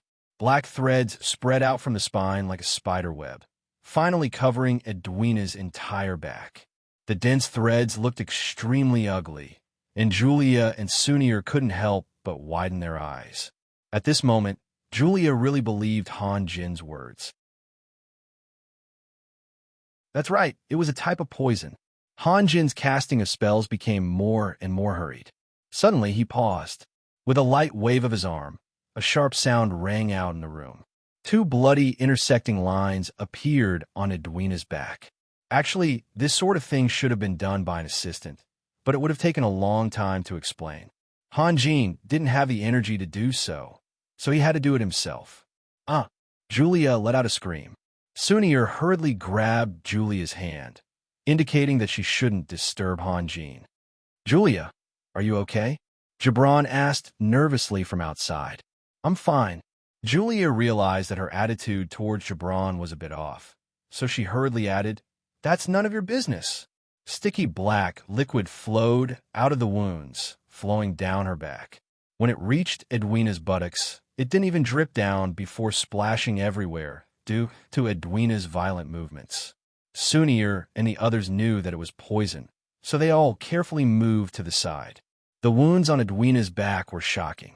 Hanjin hadn't used too much strength, but he hadn't held back either. Her wounds had already split open, and the blackened flesh was exposed. Julia closed her eyes tightly, unable to bear to look anymore. Hanjin only let out a sigh of relief when the black liquid gradually faded and finally turned red.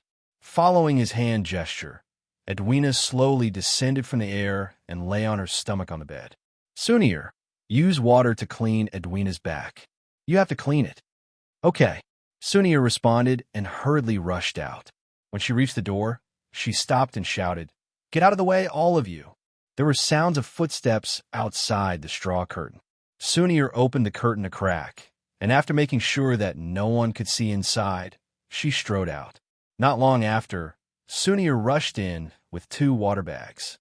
She and Julia each had a water bag, and they carefully wiped Edwina's back. There was a thick stench in the wooden shed that was nauseating, but Sunir and Julia couldn't care less about their own feelings. However, the remaining black liquid was very stubborn. They used up all the water in the water bags, and only half of it was cleaned. Sunir was about to rush out again, but she said helplessly, "Did you forget about me?" Before she finished speaking, a huge water ball appeared above Edwina and slowly descended. The moment it got close to Edwina, it exploded with a bang. With a magister's exquisite control over the elements, the water ball didn't have much damage, and it only made Edwina's body tremble. Sunir and Julia smiled bitterly at each other. They were so busy and worried about Edwina's safety that they had forgotten that there was a magister here. Balls of water fell one after another. Yelena's efficiency was much higher than Sunir and Julia's. After 7 or 8 balls of water, Edwina's back was already clean, but her skin was still slightly red due to the intense flow of water. However, the layer of black underwear had already stuck to Edwina's body and sunk deep into her cleavage. It was a scene that would make anyone blush and their heart beat faster. "Is it done?" Sunir looked up at Hanjin. What do we do?" She was asking about the underwear. Hanjin once again grabbed Edwina's wrist and listened carefully for a moment. Then, he used a few spells on Edwina's wound. In a moment, take off her dress and throw it away. Then, give her a good bath. You have to bathe too, understand? Sunir nodded as she quickly grabbed a sheet and covered Edwina's body. Even Julia, who was worried about her sister, was half a beat slower than her. "Is she really okay?" Julia looked at Hanjin expectantly. "She's fine." Hanjin smiled warmly. "She'll be back to normal after a few days." "She's fine?" Gibran shouted from outside.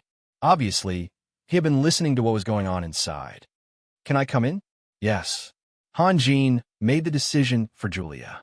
The grass curtain was violently lifted, and Gibran's figure shot in like lightning. He rushed to the bed and carefully observed Edwina. Edwina's body was wrapped in a sheet, and only half of her face was exposed. Although her face was very pale, at least she had signs of life. Compared to her previous lifeless state, there was a huge difference.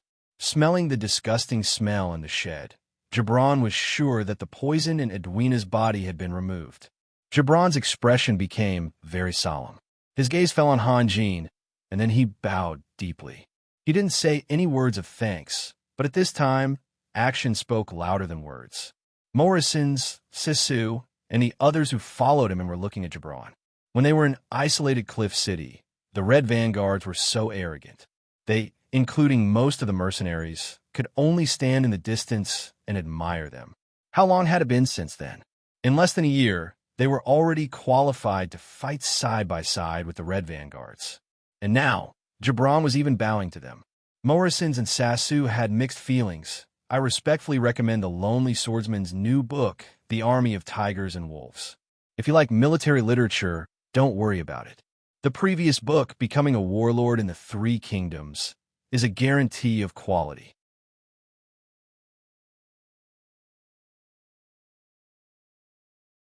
Chapter 187. Peaceful days had mysteriously arrived. Ever since the Abyss mercenary team was almost completely wiped out, no other mercenaries had come to disturb them. This kind of change was really confusing, and they weren't used to it. Even Gibran didn't know what had happened in isolated Cliff City. While they were waiting for the battle to begin, the situation in isolated Cliff City had turned around completely.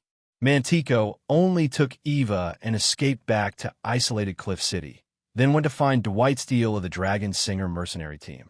The two talked for half the night, and the next morning, Dwight Steele invited all the leaders of the top mercenary teams and teams, as well as the head of the Mercenary Association, saying that he had something important to discuss. Dwight Steele was a decent person, and his Dragon Singer mercenary team was the largest and most powerful mercenary team in isolated Cliff City. He also had a group of good brothers who had gone through fire and water with him, so most mercenaries would give him face. At the meeting, Dwight Steele announced a very unfortunate piece of news. The Abyss mercenary team and the Red Vanguard's mercenary team had teamed up to take on the Black Mission, but in the cruel battle, the enemy Magus had displayed a terrifying combat ability. Only Mantico and Evo were able to escape from the Abyss mercenary team, while the Red Vanguards were completely wiped out. Mantico had seen with his own eyes that the enemy had used vicious methods to kill the members of the Red Vanguards. Julia and Edwina had also been inhumanely humiliated. The enemy Magus had said that she would kill all the mercenaries in isolated Cliff City, and even use a forbidden spell to completely destroy the city. Everyone realized that the information they had received was seriously inaccurate, but at this point, there was no point in regretting it. They could only try to find a way to salvage the situation. This was a world where power reigned supreme. Almost all of the lords, big and small, were top-level masters, and some were even super masters of the 12th level.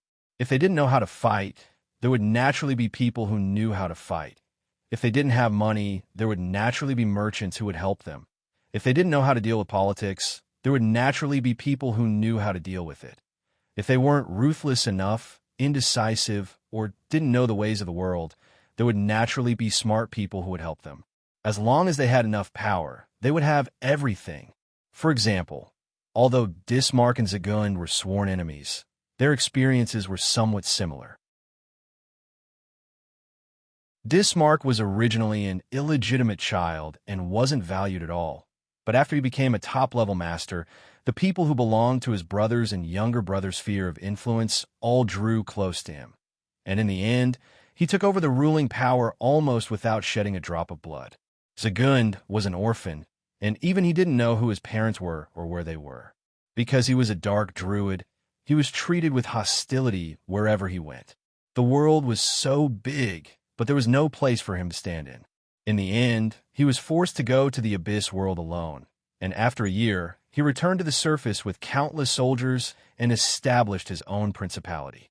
The warriors of the Abyss world were willing to rely on him because he broke through the bottleneck and became a top-level master in that 1 year of experience. The gap between a 10th level master and an 11th level master was huge.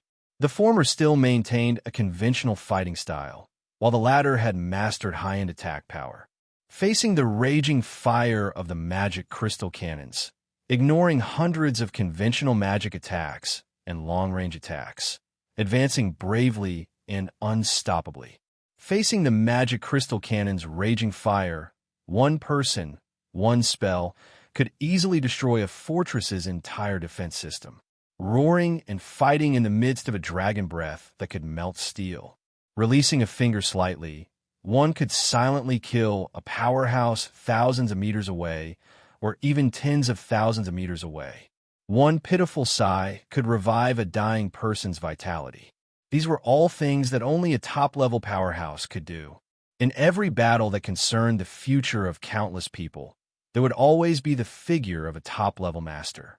They would make a critical strike at the critical moment, and then these stories would become legends. Most of the time, a 10th level master could only be a bystander, and was only fit to be a bystander. The reason why strength was valued more than anything else was because of the awe of high-end attack power, and fear was far greater than respect. Relying on an equally powerful lord, people would have a sense of security. The mercenaries knew that their opponent was a magister, but they still dared to accept the black task. On the one hand, it was because of their greed for the dragon crystals. On the other hand, the special envoy of Lord Fossa, did a very good job. He concealed a lot of information that might change the mercenaries' attitude and try to highlight the naivety and ignorance of the Magister. Moreover, the master behind him, Fossa, was a veritable 12th level master. Although the two places were far apart, and the mercenaries did not know the situation in Fado City, at least they had heard of Fossa's illustrious reputation. They thought that the Magister had offended Fossa and was doomed. At most, they could be regarded as accomplices to the villain and make a fortune for themselves. The mercenaries were just a civilian group. What they cared about were the fluctuations in the price of magic crystals, the tasks, and the movements of other mercenary groups. They would never target a lord, and naturally, they would not collect relevant information early on. At the meeting, some of the leaders of the mercenary groups clamored for Lord Fossa's special envoy to come out and give an explanation, but Dwight Steele's few words made them speechless. They had already offended a Magister. Were they going to offend both sides? Dwight Steele's attitude was very firm. The Magister had become a huge threat. Even if they did not want to avenge their companions, they had to consider the future of isolated Cliff City. They had to work together. Dwight Steele's words were very persuasive, but just before the vote, the captain of the Reaper mercenary team, Winston, suddenly stood up and announced that he would withdraw. His reason was that he did not want to die without knowing why, and he did not want to attack his own friends. The mercenaries who participated in the meeting were very surprised, and they all asked Winston to explain himself.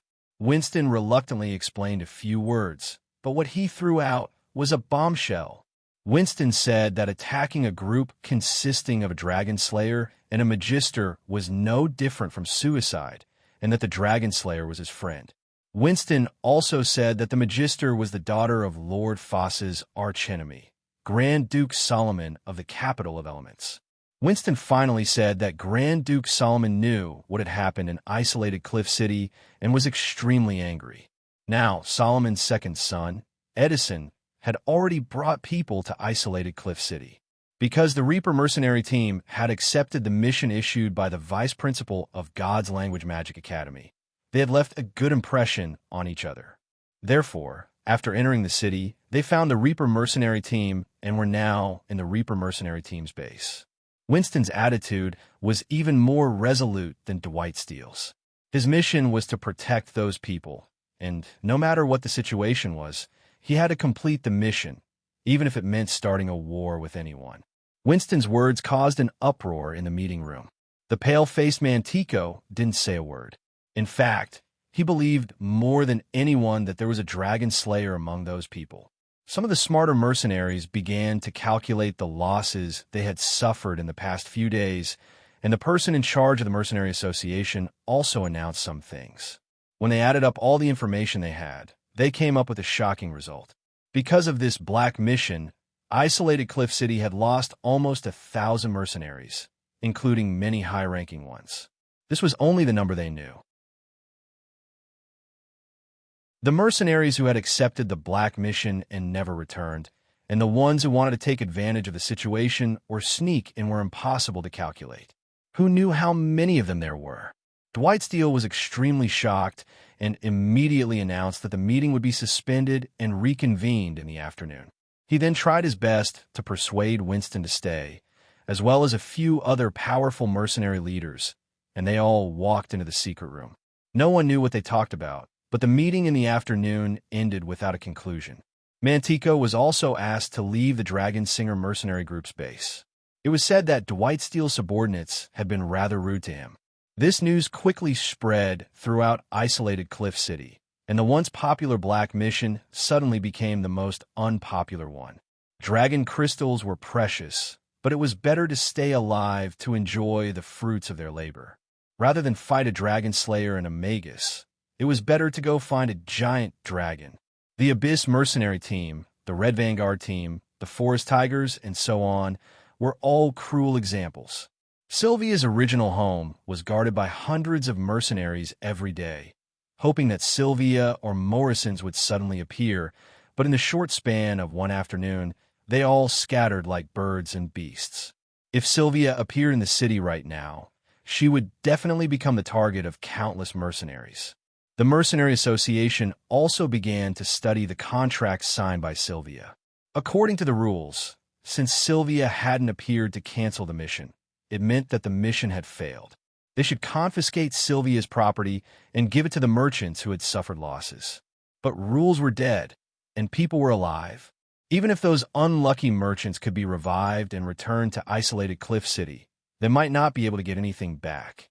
On one side was an inconspicuous merchant group from Holy Crown City, and on the other was a powerful dragon slayer. For a smart person, or a group of smart people, it was easy to make a choice between the two. But Han Jin didn't know what was happening in isolated Cliff City. One day, Han Jin leaned against an old tree and stared blankly at his palm. There were 3 earth magic crystals in his palm, the last of his reserves. After Edwina was captured, she had been robbed of everything she had. Even her weapons had fallen into Mantico's hands, not to mention the magic crystal she had bought. Sunir stood to the side and looked at Han Jin sympathetically. She had been accompanying Han Jin in a daze for a long time. She had seen with her own eyes how many times Han Jin wanted to put the magic crystals into his mouth, but then reluctantly put them down. Now, everyone knew that Han Jin was in urgent need of magic crystals. Since they had nothing else to do, Yelena, Gibran, and the others went out hunting every day. When one was unlucky, even drinking cold water would get stuck in one's teeth. In fact, Yelena and the others had gained a lot. They had even killed an extremely rare 9th-grade holy animal, a thunderbird that could release powerful lightning. However, they couldn't find any 4th-grade or 5th-grade holy animals. What should we do tomorrow? Han Jin murmured helplessly. Should we go back?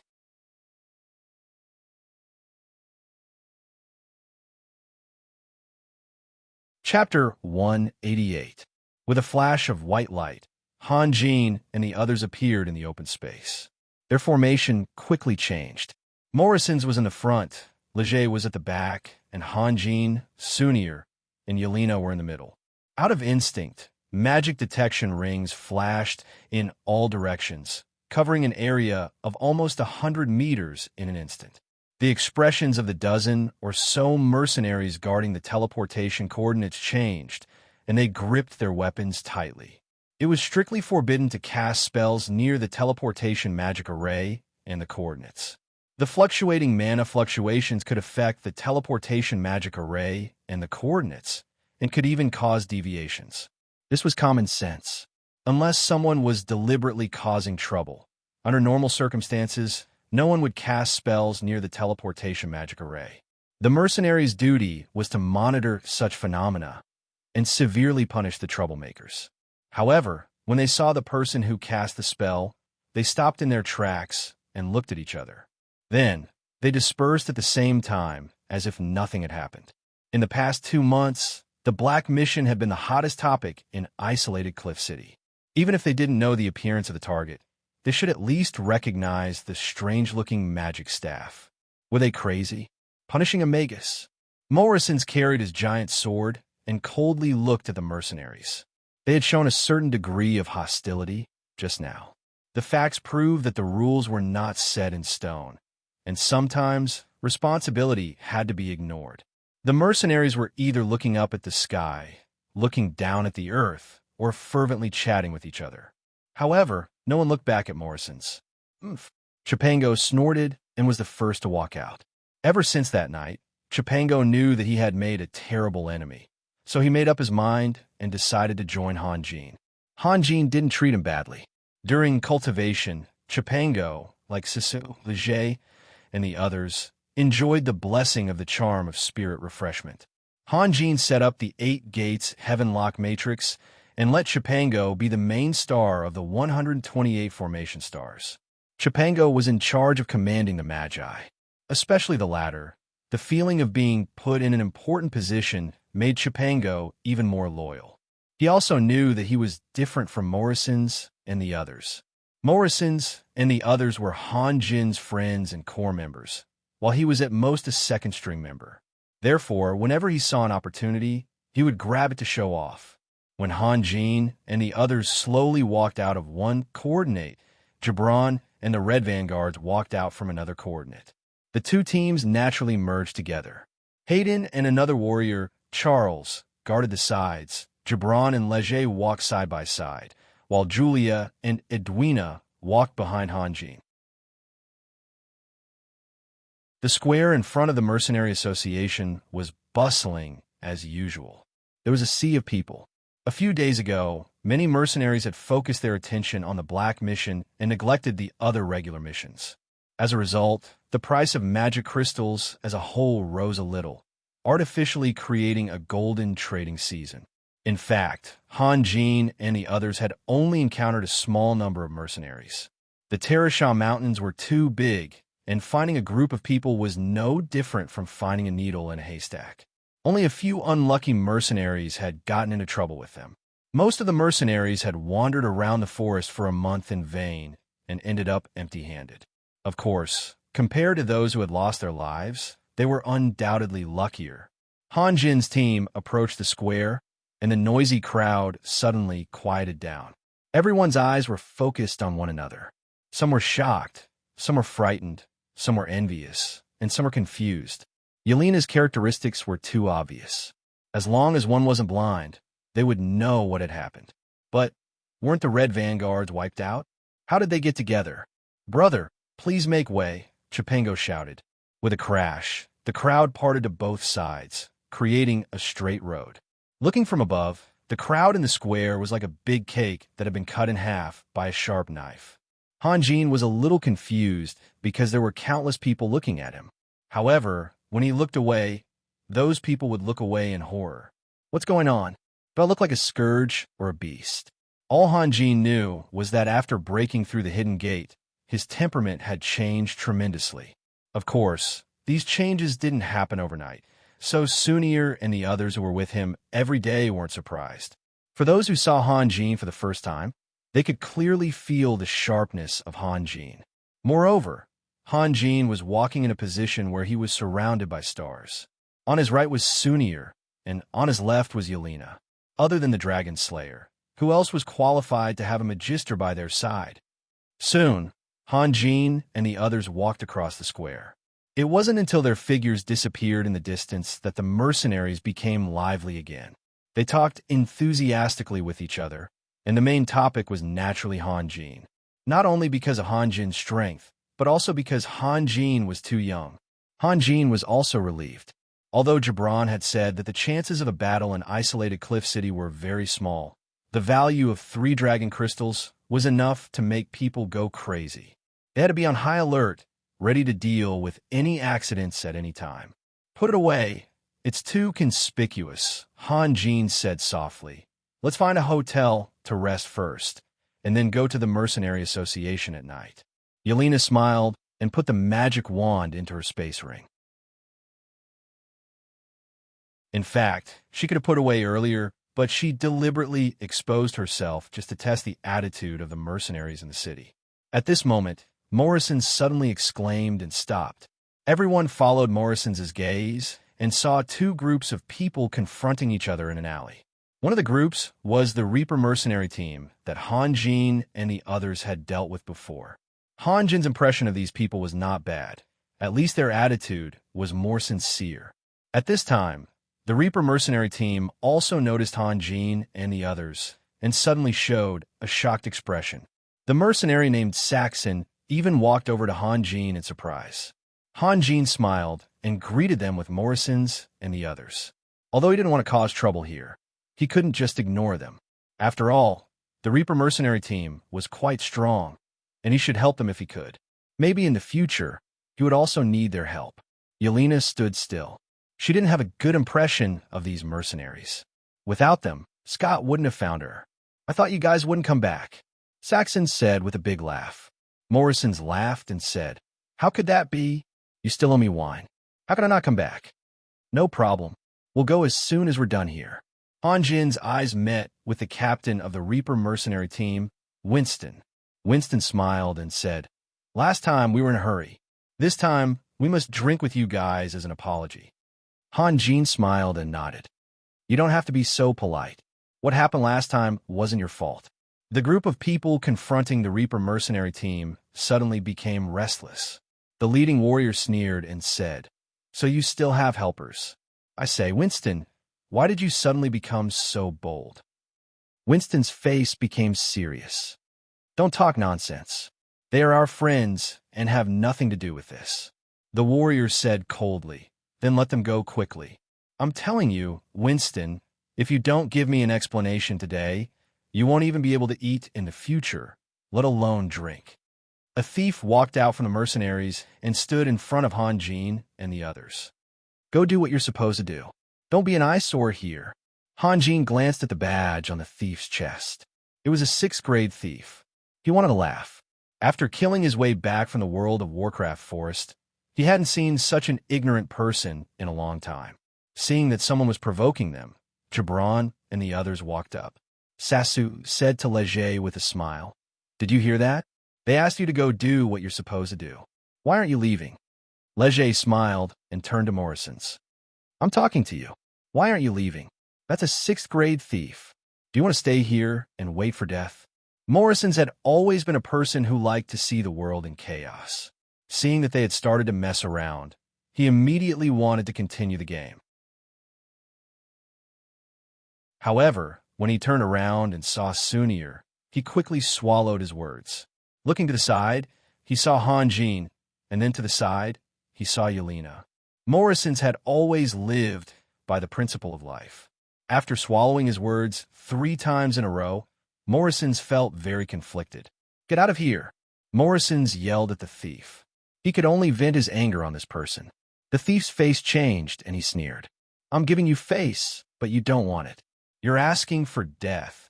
Before he could finish his words, their leader had already rushed up and kicked him. Then, he turned his gaze to Gibran and said hesitantly, "Gibran, didn't you already?" "What about me?" Gibran asked indifferently. The soldier was speechless. He couldn't possibly say that Gibran was already dead.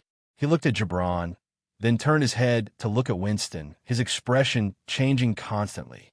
Today's stalemate with Winston was due to his stubbornness.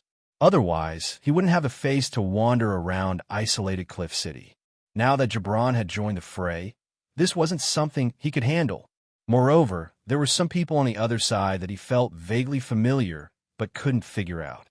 Han Jin didn't care about the angry eyes on the other side. Instead, he smiled at Winston and said, "Is isolated Cliff City this boring? Why do we see you guys tangling with these small fries as soon as we come back?" Small fries? The people of the Reaper Mercenary Regiment were speechless. If the Dawn Mercenary Regiment was small fries, then the Reaper Mercenary Regiment wasn't much stronger than small fries. Hearing Han Jin's words, the hatred in the eyes of the leader became stronger. There was a reason to be arrogant. If they didn't have superior strength, then they had a powerful force behind them. The people in front of him obviously belonged to the latter. He was hesitant. If they fought, they would definitely be at a disadvantage. If they left, he felt extremely unwilling. "Cervantes, you haven't been back to isolated Cliff City for the past few months. You don't know what happened here. I advise you to leave." Winston said slowly. He wasn't a person who liked to kill, and he said this for the sake of the other party. "You're Morrison's?" A mercenary suddenly shouted. Morrison's was stunned. He couldn't help but touch his beard. "You know me?" Hearing the 3 words, Morrison's, Cervantes felt a chill run down his spine. His expression became extremely strange. He looked at Winston seriously and said, "Okay, let's forget about today's matter. I'll come find you again." In the blink of an eye, Cervantes and the people of the Dawn Mercenary Regiment all left. Their speed was almost the same as retreating from the front line. Morrison's looked at the backs of those people and said with a strange expression, "No way. When did I become so famous?" Winston held back his laughter and said, "You'll understand. If we go to the bar now, there will be many people fighting to buy you a drink. We won't even have a chance." "Really?" Moxink was overjoyed. But soon he realized that he was no longer the poor mercenary he used to be. He said proudly, "Wine is good, but I won't drink it just because someone offers it to me. At least, I'll drink it if I like it. We'll talk about the alcohol later. Don't worry, I won't forget about you. Winston said seriously, you came back at the right time. Otherwise, our trip would have been in vain. Why are you looking for us? Han Jin was stunned. A friend has been waiting for you. I'm sorry, but in order to surprise you, I have to hide his identity for now. Winston smiled and stepped aside. Please. Han Jin and the others looked at each other. They were not worried about Winston's conspiracy, but were guessing what kind of person could surprise them. How about this, Leger? You take them to find a hotel first. Sunir and Yelena will go with me. Han Jin said. No need, let's go together. Winston smiled. Our base is very spacious, enough for you to live comfortably. The environment there is much better than a hotel. Although I can't guarantee your safety, at least you won't be disturbed by idle people. You still don't know, right? Now you're all celebrities. Haha. Celebrities? What do you mean? Yelena frowned. When we reach our base, I'll explain it to you. Since Winston said so, Han Jin couldn't refuse. They turned around and followed Winston and the others to the base of the Reaper mercenary team. According to Winston's introduction, they originally wanted to expand the mercenary team, so they saved money to buy a dozen houses in the area. But later, they changed their minds. The more people there were, the more disputes there would be. It was inevitable that there would be internal friction, and it would even destroy the relationship they had cultivated through blood and fire. So, they simply maintained it like this. It didn't take long for them to approach the Reaper mercenary team's base.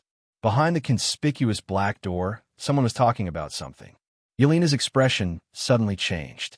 She rushed to the front and pushed the door open.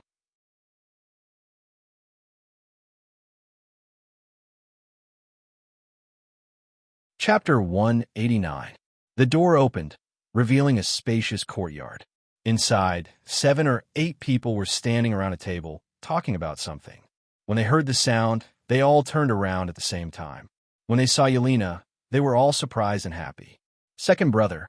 Yelena's eyes immediately became wet, and she threw herself at him. Han Jin and the others behind her couldn't help but look at each other. They didn't expect Yelena, who had always been cold, to have such an impulsive side. The young man in the black mage robe was very excited. He hugged Yelena gently and laughed. Ha ha, I knew you'd be fine. How could those trash hurt our genius girl? Second brother. Yelena choked. Why are you here? Of course I'm here. How could I not come when something like this happened?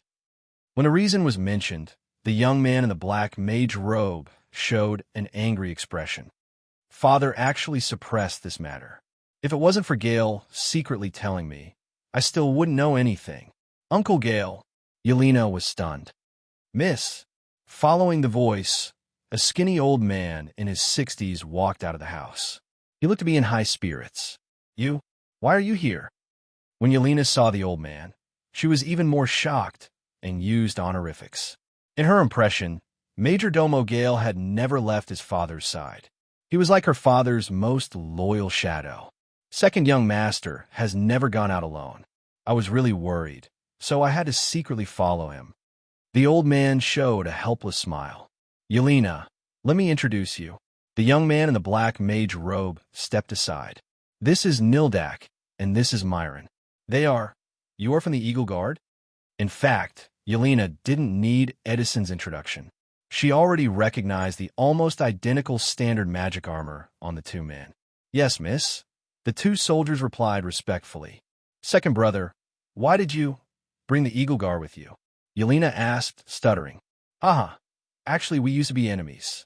The young man in the black mage robe laughed as he patted a soldier's shoulder. Father put me under house arrest, and these two guys have been guarding me.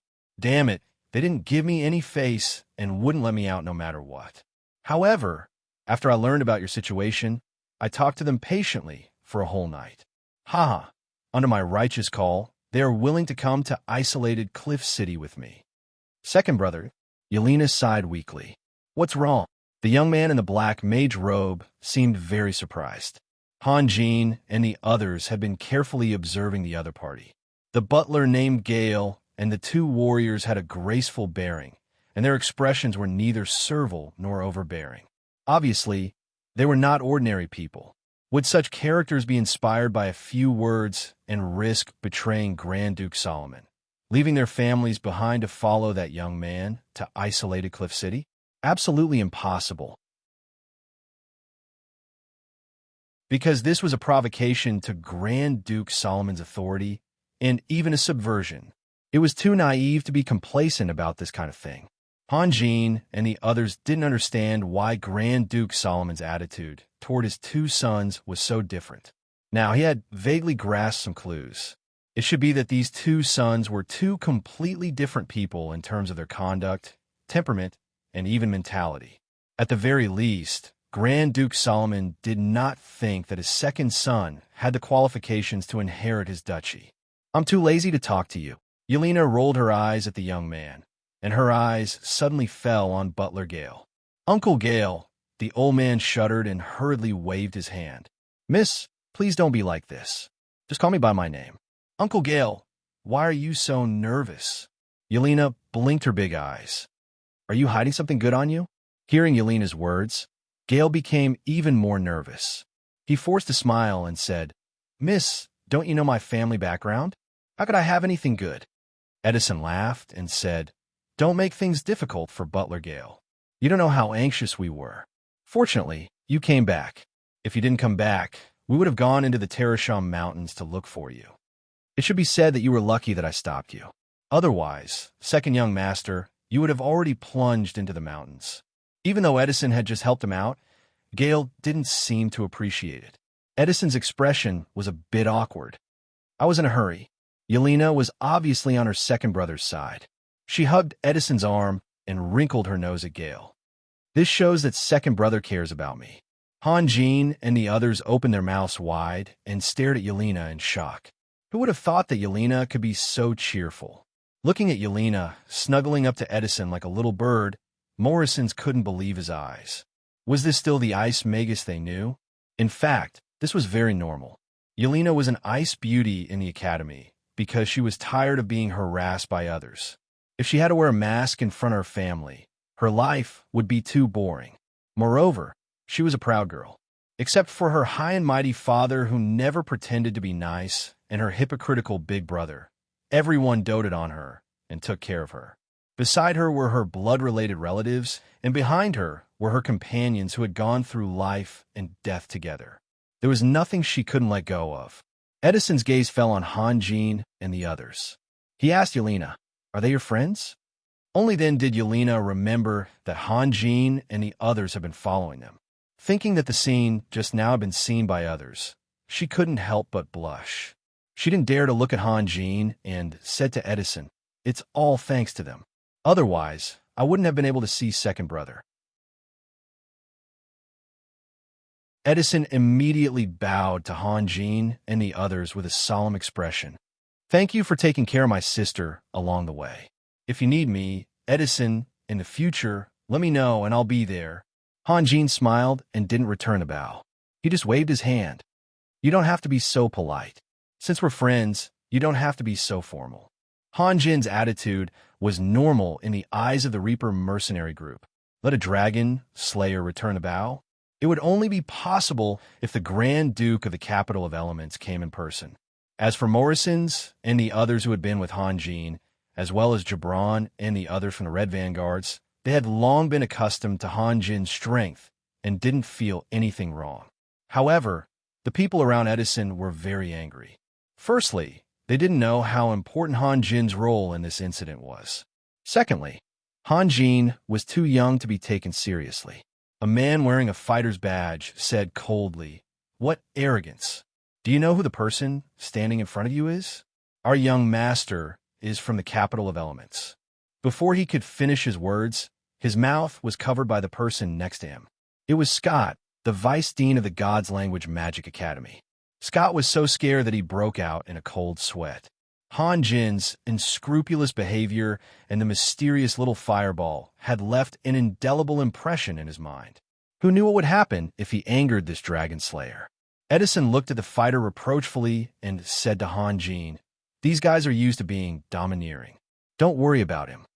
Edison had always been careless, especially in front of his sister's benefactor. Whether Hanjin returned the bow or not didn't matter to him at all. Instead, Scott's panicked look made him feel strange, but it was not the right time to ask. Han Jin smiled and didn't say anything. Just when everyone thought this was over, Yelena suddenly glared at the fighter and shouted, "My second brother hasn't said anything yet. Who are you to say anything?" Was Yelena angry? Edison scratched his head and felt even more strange. Although his sister had a bad temper, this was the first time he had seen her defend an outsider like this. The fighter's face turned red and white, but he couldn't say anything. Among these people, he was only responsible for running errands and was almost a servant. When he saw Yelena suddenly become angry, it was already a miracle that he didn't faint on the spot. "Forget it, Yelena. It's not a big deal," Han Jin said softly. Edison and Gale's hearts shrank at the same time. They both knew that when Yelena was angry, the only thing they could do was to remain silent. Otherwise, the more they tried to persuade her, the worse the situation would become, and it would only add fuel to the fire. However, in the next moment, something happened that stunned them. Yelena turned her head obediently and snorted, "You got lucky." Then she smiled again and said, "Second brother, give me all the magic crystals in your hand." Okay. While wondering why his sister had become so obedient, Edison subconsciously took out the magic crystals from his space ring. Then he realized something was wrong. "What do you want them for?" "I don't have any high-level magic crystals. They're useless to you." Yelena rolled her eyes at Edison. "How do you know they're useless?" Edison was also a sorcerer. No matter how strong he was, his status was still there. He took out dozens of colorful magic crystals, many of which were 7th and 8th grade. Following Edison's hand gesture, they floated in the air for Yelena to choose from. After a while, Yelena said with dissatisfaction, "Second brother, why are there so few 5th-grade magic crystals?" Edison was even more depressed. "Why do I have so many 5th-grade magic crystals?" Yelena turned her head to Gale and said in a long voice, "Uncle Gale." Gale consciously put the small bag of magic crystals on the table. "They're all here, but I don't have many 5th-grade magic crystals." "What do you want 5th-grade magic crystals for?" Edison asked curiously. His sister didn't care about 7th grade or 8th grade magic crystals before, so why was she suddenly so interested in 5th grade magic crystals today? Morrison's, Sisu, and the others standing on the side all looked at Han Jin strangely. Even Sunir glanced at Han Jin.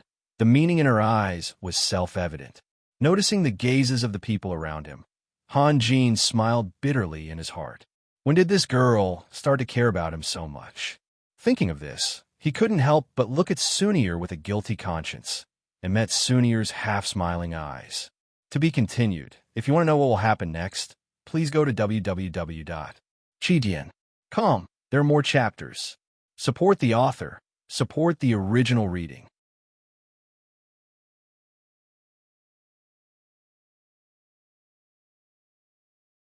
Chapter 190. Here you go. Yelena only found 6 or 7 5th-grade magic crystals in total, including the ones in Gale's pocket.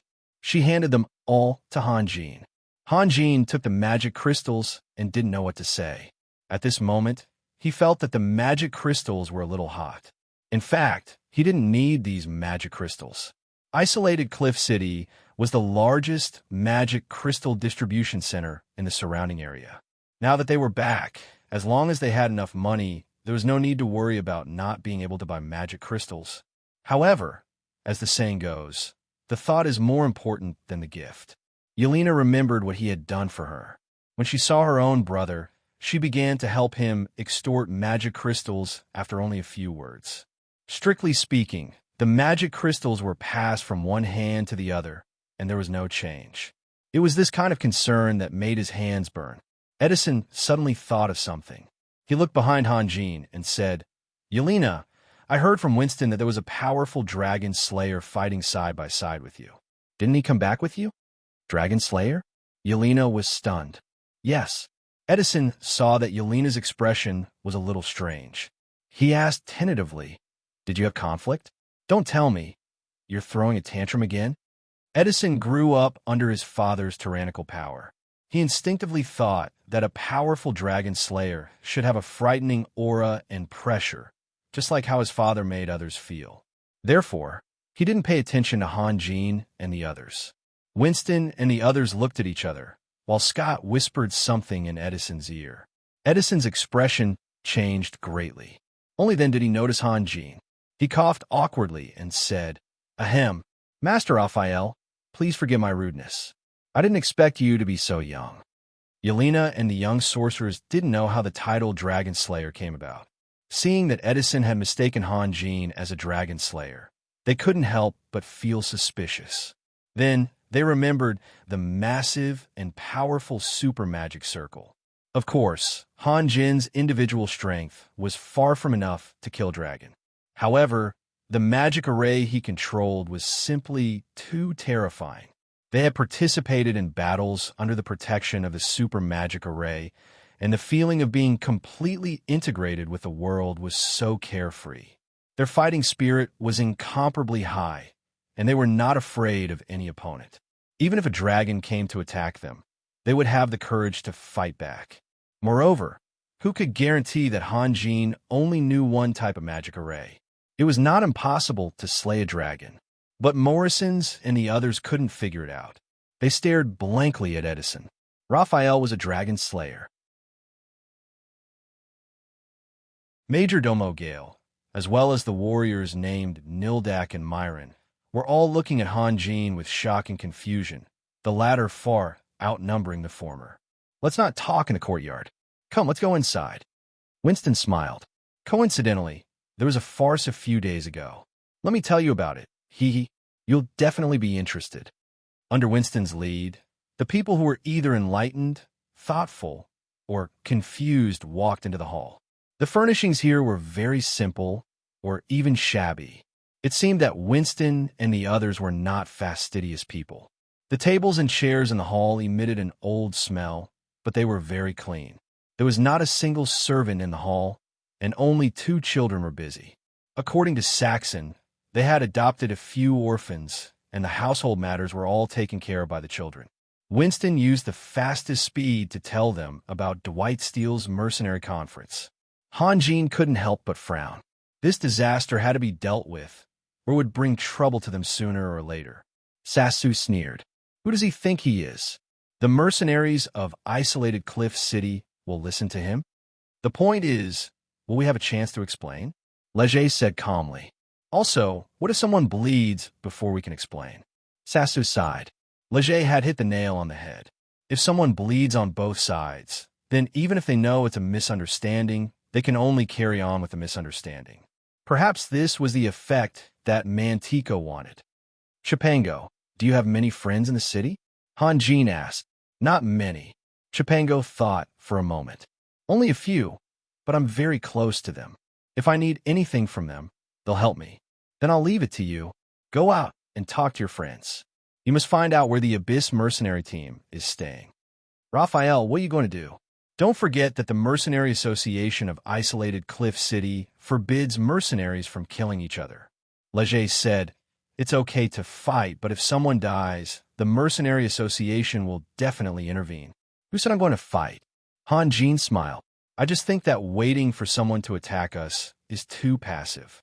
This time, I'm going to take the initiative." "Understood, sir." Chipango stood up.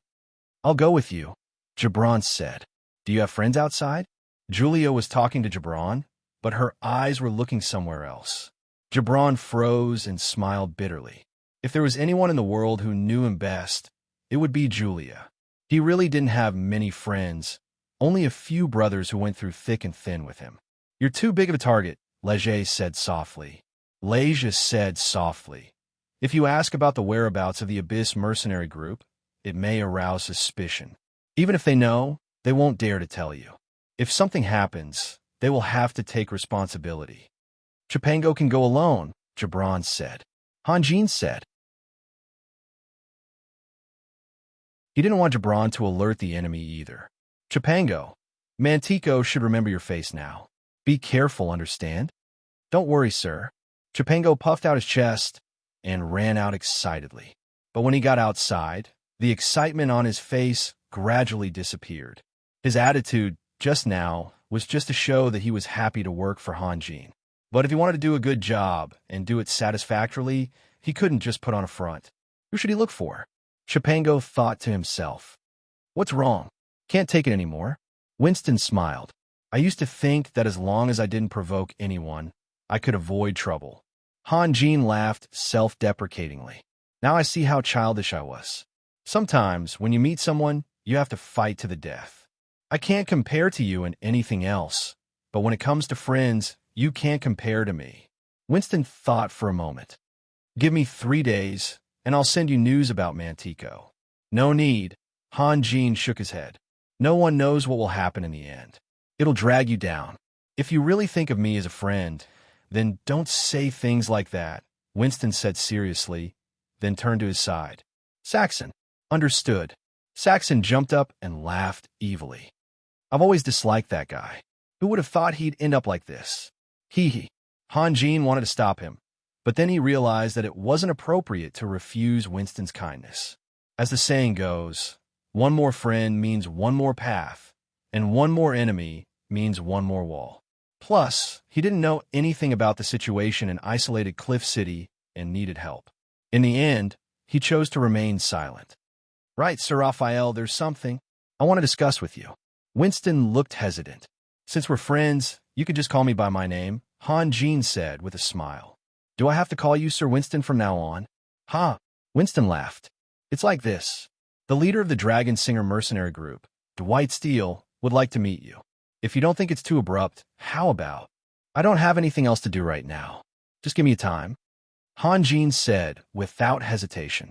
He suppressed his suspicions and didn't show anything unusual on his face. The situation was very strange. When he walked out of the square, the mercenary's expressions made him suspicious. Then he became a dragon slayer.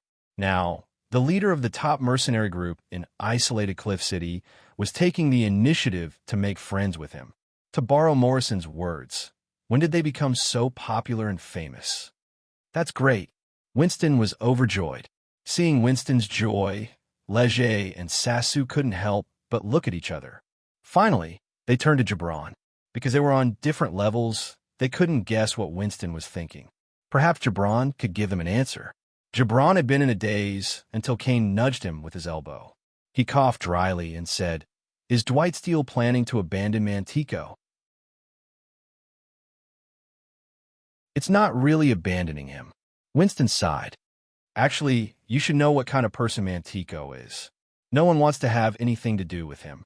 In the past, they were just pretending to be friendly on the surface. You have to bear the consequences of your own actions. He wants to drag everyone down with him. What's the meaning of that? If it were up to me, I would have taught Mantico a lesson back then, but Dwight Steele didn't agree. He said that he was taking advantage of the situation and making himself a laughingstock. This guy, he cares too much about his reputation. He won't explode unless he's forced into a corner. Dwight Steele will explode. Kane laughed. That was 10 years ago, wasn't it? He's old, Leger said flatly. Yes, I'm getting old. Winston let out a long sigh. Pardon me for asking, but this Mantico you're talking about, is he the one who instigated the mercenaries to attack the lady? Major Domo Gale suddenly asked. That's him.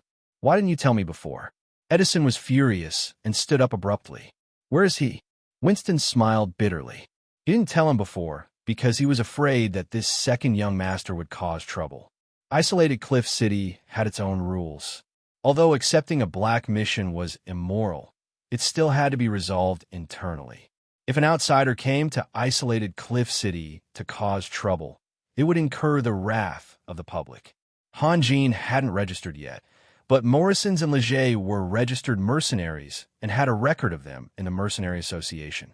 If they did something, the Mercenary Association could turn a blind eye, but outsiders couldn't. Second brother, this is my business. It's none of your business. Yelena said, Your business is my business. Edison said anxiously, No, that Mantico guy, I have to take care of him myself. Yelena said resolutely.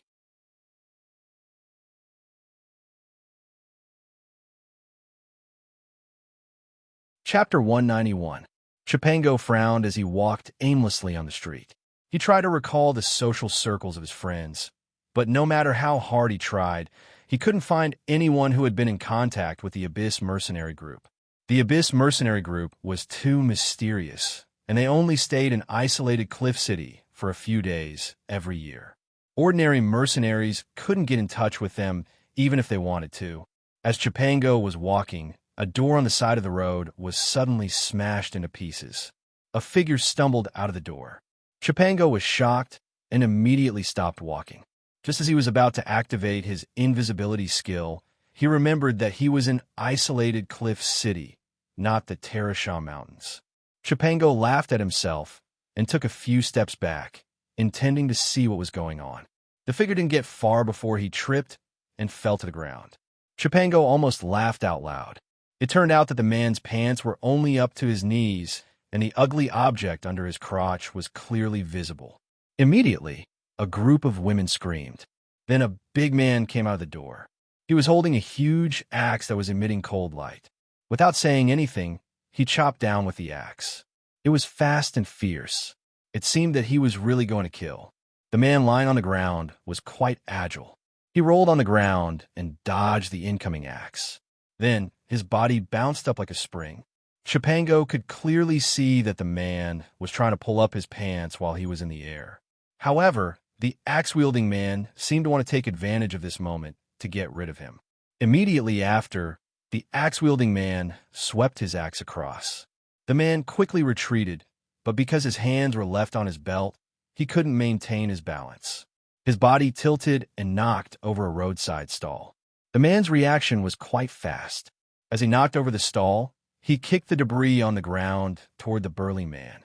The burly man thought that he had a strong body, so he rushed forward without caring about anything. Coincidentally, a small bag of flour was kicked over by the man. The burly man bumped into the bag of flour, and the powder in the air immediately blocked the burly man's vision. Using this time, the man finally managed to pull his pants up. He was obviously relieved. At this time, Chipango was 100% sure that this guy was a thief. No other profession could be so agile. "Celtic, I'll kill you." The burly man rushed out of the pink fog, roaring angrily as he swung the giant axe in his hand. The thief quickly turned around and leaped onto a nearby roof. His figure gradually became blurry, which was the sign of invisibility. But to Chipango's amusement, the thief still had the time to reply, "Leal, it was your wife who seduced me. It has nothing to do with me." The burly man named Leal flew into a rage, but could only stare blankly as the thief disappeared into thin air. Hearing the mocking laughter of the surrounding people, Leal's face alternated between red and white. He turned around and rushed back into the door. Soon after, the sound of a woman's cries and a man's angry roars could be heard from the door. This kind of thing happened all the time in isolated Cliff City. The Terrashah Mountains devoured countless lives in a year. Every day, people would stay there forever and become fertilizer for the forest. In the backyard of these people, if a lonely woman met a man who was having an affair, it would undoubtedly be like dry wood meeting fire, igniting at the slightest touch. It was just that the thief named Celtic was unlucky. His wife's husband had returned safely. Chipango smiled and continued walking forward. It wasn't the first time he'd seen something like this. It was just a small interlude. The most important thing now was to find out more information about the Abyss mercenary group. Suddenly, an idea flashed through Chipango's mind. He thought of someone. If there were levels in the business of seduction, then that person was undoubtedly the best of the best. He had to be at least level 10 or above. Moreover, that person was extremely daring. There was only one person he didn't dare to seduce. Not long ago, he seemed to have seduced the wife of a person in charge of the Mercenary Association. Chipango didn't know if anyone had found out, but that guy had been with women for many years. He shouldn't be in trouble so easily. At this thought, Chipango quickened his pace. He already had an idea. Eva, who was with Mantico, was beautiful and enchanting. It was obvious that she wasn't someone who knew her place. Plus, men tended to be more cautious. If he directly came into contact with Mantico or his mercenaries, it was very likely that they would be alerted. As for women, they probably wouldn't be so careful. Soon, Chipango arrived in front of a tightly shut door.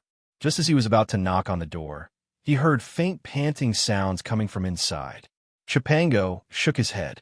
This guy never seemed to lack women around him. He didn't know where he got so much energy from. If it was any other time, Chipango would have left and come back later. But this time, he was working for Hanjin. Of course, the faster he got things done, the higher his position in Hanjin's mind. Chipango couldn't care less. He yelled at the top of his lungs, "Hal Lister, open the door. I'm in a hurry. If you don't come out, I'm going in." As soon as he finished speaking, there were dissatisfied grumbles and rustling sounds coming from inside. After a while, the door opened, and the first person to come out was a woman with a red face. She lowered her head and walked past Chipango. Chipango couldn't help but take a few more glances at her delicate beauty after the rain. "Hey, you didn't call me out in such a hurry just to look at women, did you?" Lister crossed his arms and leaned against the door with a lazy look on his face. His unbuttoned shirt revealed his bronze skin. His light blue eyes were incomparably deep, and he had a straight nose. His thin lips were tightly pursed, and the corners of his mouth were slightly upturned. There was a faint smile on his face, and there was a faint layer of stubble from his lips to his chin. It added an indescribable sense of vicissitudes to him, making him look both decadent and mysterious. This guy really has the ability to attract women, Chipango thought to himself. "Bro!" Lister felt his hair stand on end from Chipango's stare. He waved his hand in front of Chipango's eyes. "Are you crazy? Why are you staring at me like that?" Chipango came back to his senses and smiled embarrassedly. "Sorry, I'm interrupting a good time." "Good time?" Lister shrugged and turned to walk back into the room. "If this is a good time, then wouldn't I be living in heaven every day? Bro, this is just a game." "Yes, a game." Chipango pursed his lips and followed behind him. "Can you not provoke me? When are you going to introduce me to some rare beauties? You're always drinking and having fun. Don't you care about the lives of your brothers?" Lister sat down on the soft bed and took out a bottle of wine from somewhere. He raised his head and took a big gulp. He even closed his eyes to savor the taste, as if what he had just drunk was some kind of nectar. After a while, he opened his eyes and looked at Chipango strangely. "When did you become interested in this? What? Have you made enough money and are ready to stop working and enjoy your old age?" Chipango sat on a chair opposite Lister and looked at the messy bed under Lister's butt. He sighed. "I'm not as useless as you. You'll die on a woman's belly one day."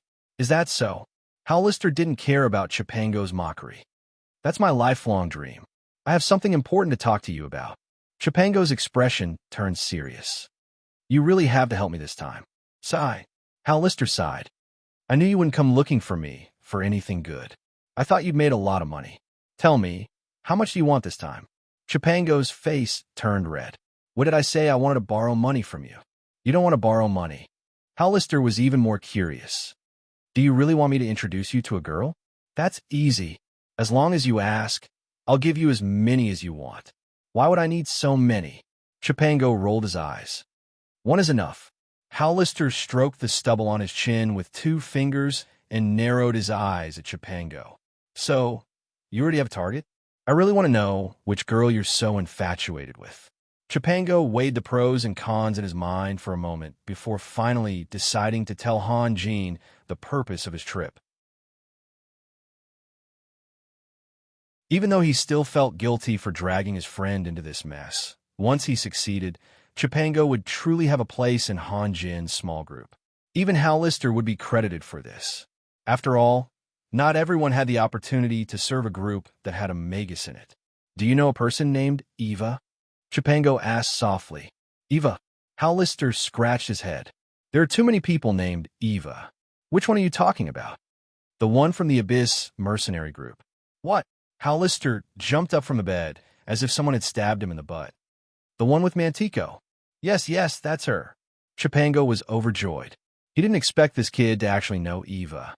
At that moment, Chipango felt like he'd hit the jackpot. "Yeah, my ass," Lister said angrily. He grabbed Chipango's collar and tried to throw him out, but they weren't on the same level. He tried several times but failed. In the end, he could only sit back down on the bed, panting. He glared at Chipango. "If you want to die, Go by yourself.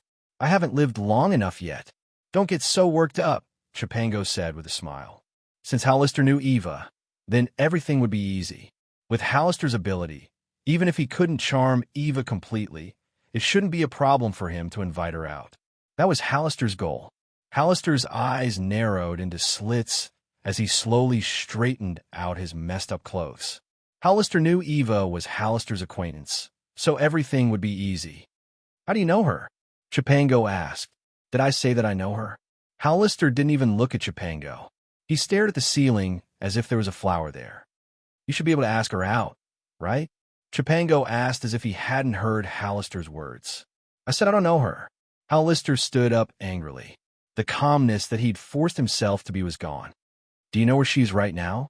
Chipango was still smiling, completely ignoring the angry face right in front of him. How about we ask her out tonight? Damn it. Hallister glared at Chipango and said through gritted teeth, What do you want? Is that group of people whom we can afford to offend? Don't tell me you don't know Mantico's background. Even if it's Eva, the two of us combined wouldn't be a match for her. Of course I know how strong Mantico is, but so what? It's just a dead person. Do you have to be so nervous? Chipango was still unhurried. Dead? Hallister paused. Mantico is dead? He's about to die. Chipango shrugged, as if he was talking about something insignificant. What do you mean? Hallister looked at Chipango suspiciously. He felt that Chipango was implying something. Do you know who Mantico messed with? Chipango said mysteriously. Messed with who? Hallister's curiosity was as strong as his interest in hunting girls. He messed with a magus, and that magus is the daughter of the Grand Duke of the Capital of Elements. Even if what you said is true, that magus wouldn't dare do anything to Mantico in isolated Cliff City, would she?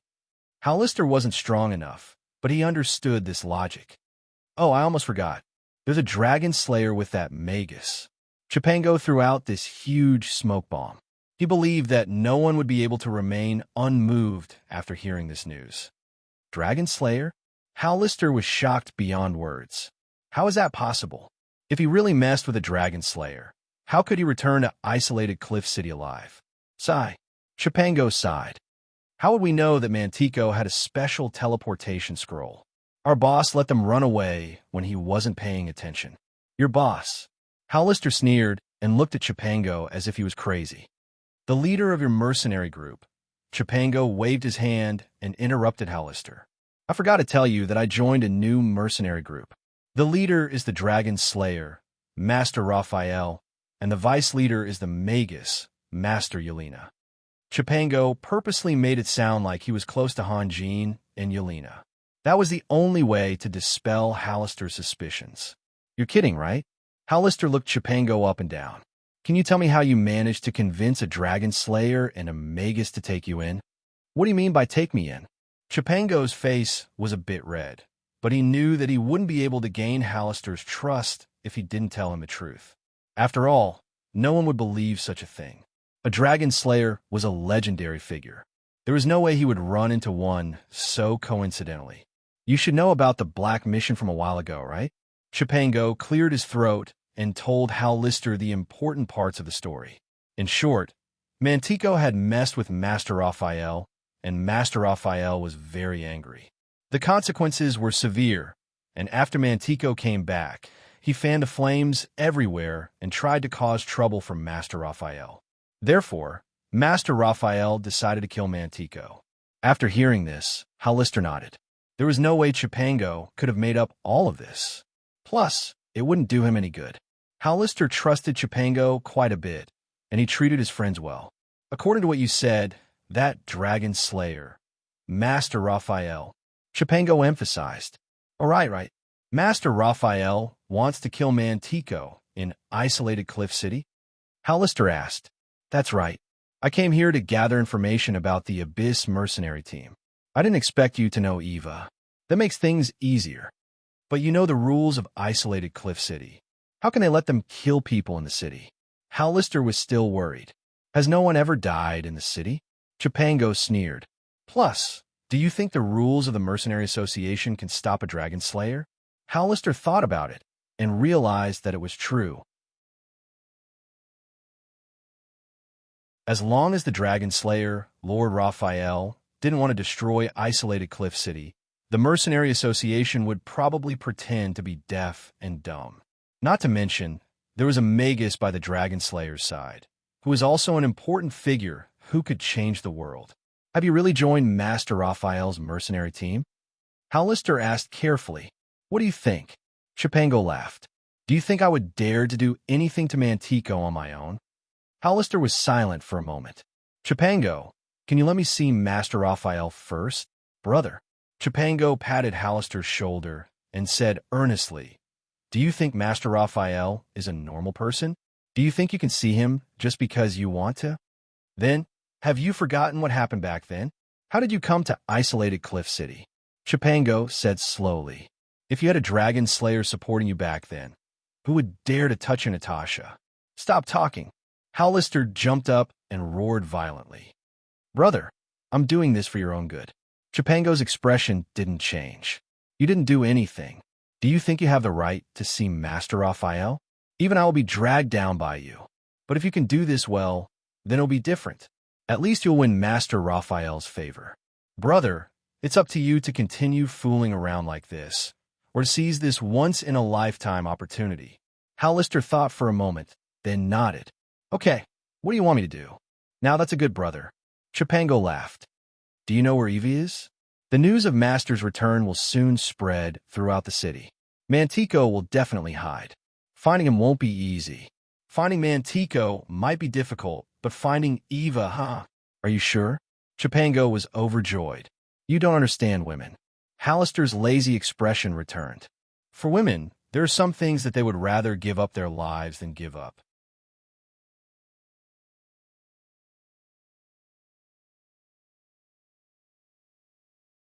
Chapter 192. Are you talking about this place? Chipango asked in a low voice as he carefully observed the scene in front of him. He had to take a look, not because he didn't trust his old friend, but because he was worried that Hollister might make a mistake. Raphael had Sunir, Morrison's, and the others by his side. Chipango knew that it was impossible for him to gain Han Jin's attention with affection. What he needed to show was his ability, so this mission was very important to him. He had to do it perfectly. This is the place, Hollister said with a smile. I don't see anything special about this place. Chipango asked suspiciously.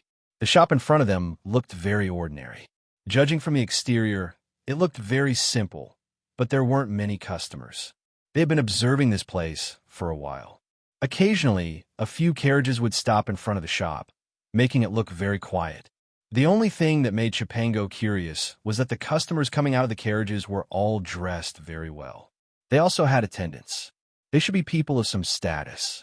You've never been here before, right? Hollister laughed. That's why I said you don't understand women at all. Chipango shrugged. What do they sell here? It's on the top. See for yourself. Damn it. If I could understand it, why would I ask you? Chipango said angrily. That's ancient elven language. No wonder you can't understand it. Hollister was not angry at all.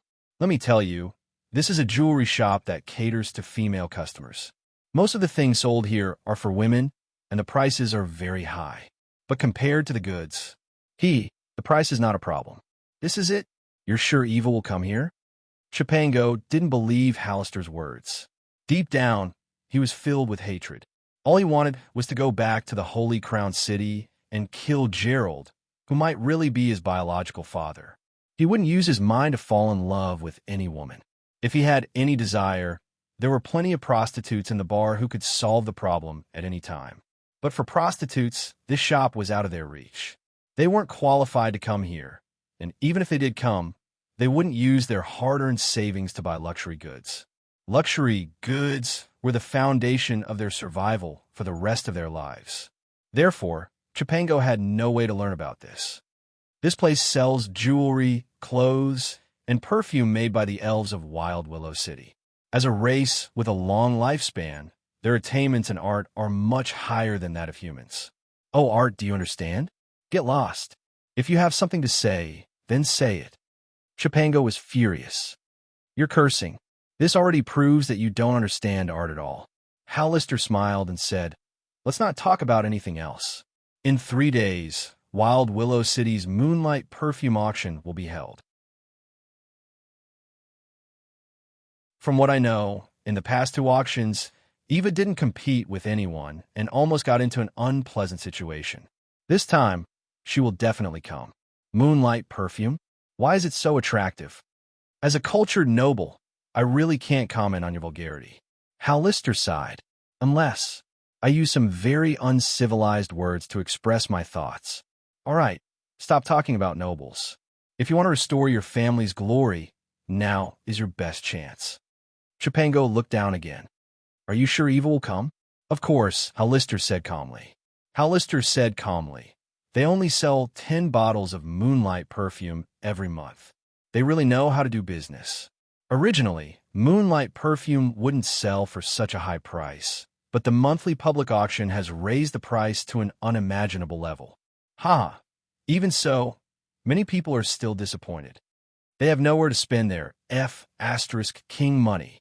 You still don't understand, even after I explain it to you." Hallister sighed again. "Take you, for example. With your looks," Chipango punched back. Hallister hurriedly dodged to the side. "Can you be more civilized? I'm just giving an example. Even if it's you, if you can seduce a woman with a bottle of Moonlight perfume, that woman will do anything for you. Of course, this has nothing to do with your personal charm. Are you *king saying that as long as I have a bottle of Moonlight perfume, any woman on the street will follow me?" Chipango said through gritted teeth. "Well, you have to convince her that you're not holding a fake." Hallister looked Chipango up and down and shook his head. "You don't look like it." Chipango had just returned from the Teresham Mountains and hadn't had time to rest yet. Of course, he was extremely unkempt. He didn't look like someone of status. Chipango was both angry and amused. "Fine, even if Moonlight perfume is fatally attractive to women, it's not like before. News of Master Raphael's return has spread, and Mantico will definitely avoid him. How would Eva dare to come out in such a situation? I've seen Eva before. She's always used Moonlight perfume, but she ran out 2 months ago. That's why she almost flipped out at the auction," Hallister said. "That's the magic of Moonlight perfume. Once you've used it, you'll feel uncomfortable all over if you use any other perfume. I think she's already at the limit of her tolerance. If the auction fails again, she might try to steal it." "You were at the auction too? That's a woman's world. How can I not be there?" Hallister replied in a voice that sounded like an aria. "You." Chipango pointed a finger at Hallister, then dropped it powerlessly. He really didn't know how to describe the man in front of him. "What were you doing there? You can't afford Moonlight perfume? Oh, I know. You were looking for a valuable woman to seduce, weren't you? We're old friends. Why bother?" Hallister smiled. "Save me some face." "No matter what? I'm a cultured, I know. You're a noble." "A cultured noble." Chipango interrupted Hallister, then thought for a moment. "All right, I trust your judgment. Then, if Eva shows up, what should we do?" "There are 2 ways. One is to secretly follow her and see where she goes. I can't do that, so I'll have to rely on you." Hallister paused. "But, like you said, it's different now. Eva must be on high alert, and Mantico is very scary. They can't be unprepared. Brother, I'm not being pretentious, but I'm really worried about whether you can come back alive, even if you're a high-grade thief."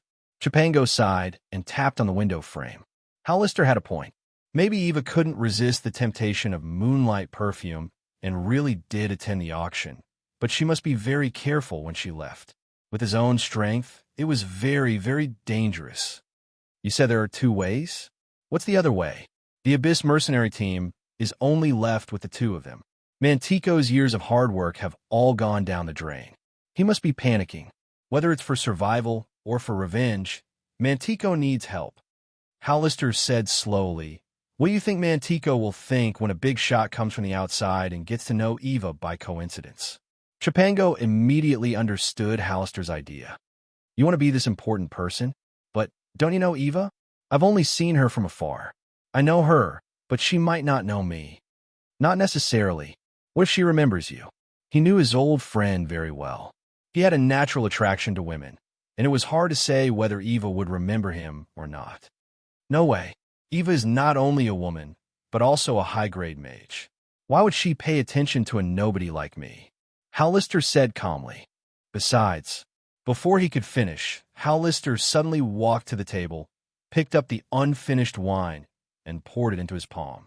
Then, he rubbed his hair hard for a moment before extending his hand in front of Chipango. Chipango looked and saw that Hallister's palm had turned black. My hair isn't black. It's golden, Hallister said with a smile. Why did you do that? Can't help it. I'm too handsome and charming with my golden hair. As for women, if there are too few, my life can't be guaranteed. If there are too many, my health can't be guaranteed. Sigh. People like you can't understand my pain. Also, do you know why I never shave my beard?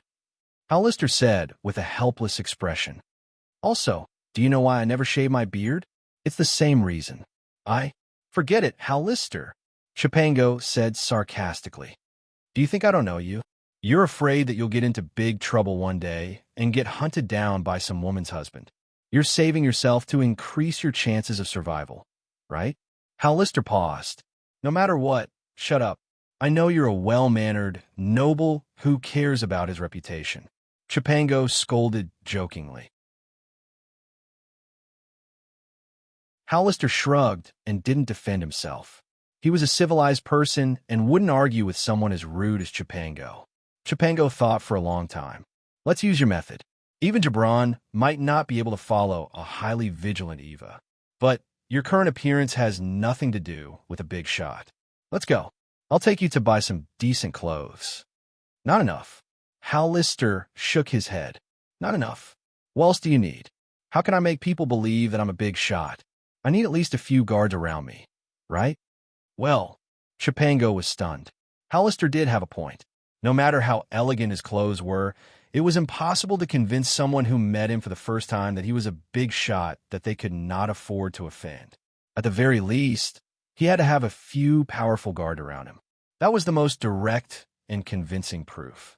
Don't tell me Master Raphael doesn't even have a few high-grade professionals around him. Hallister asked softly. He still had doubts and wanted to use this opportunity to test the Dragon Slayer's strength. Are you King stupid?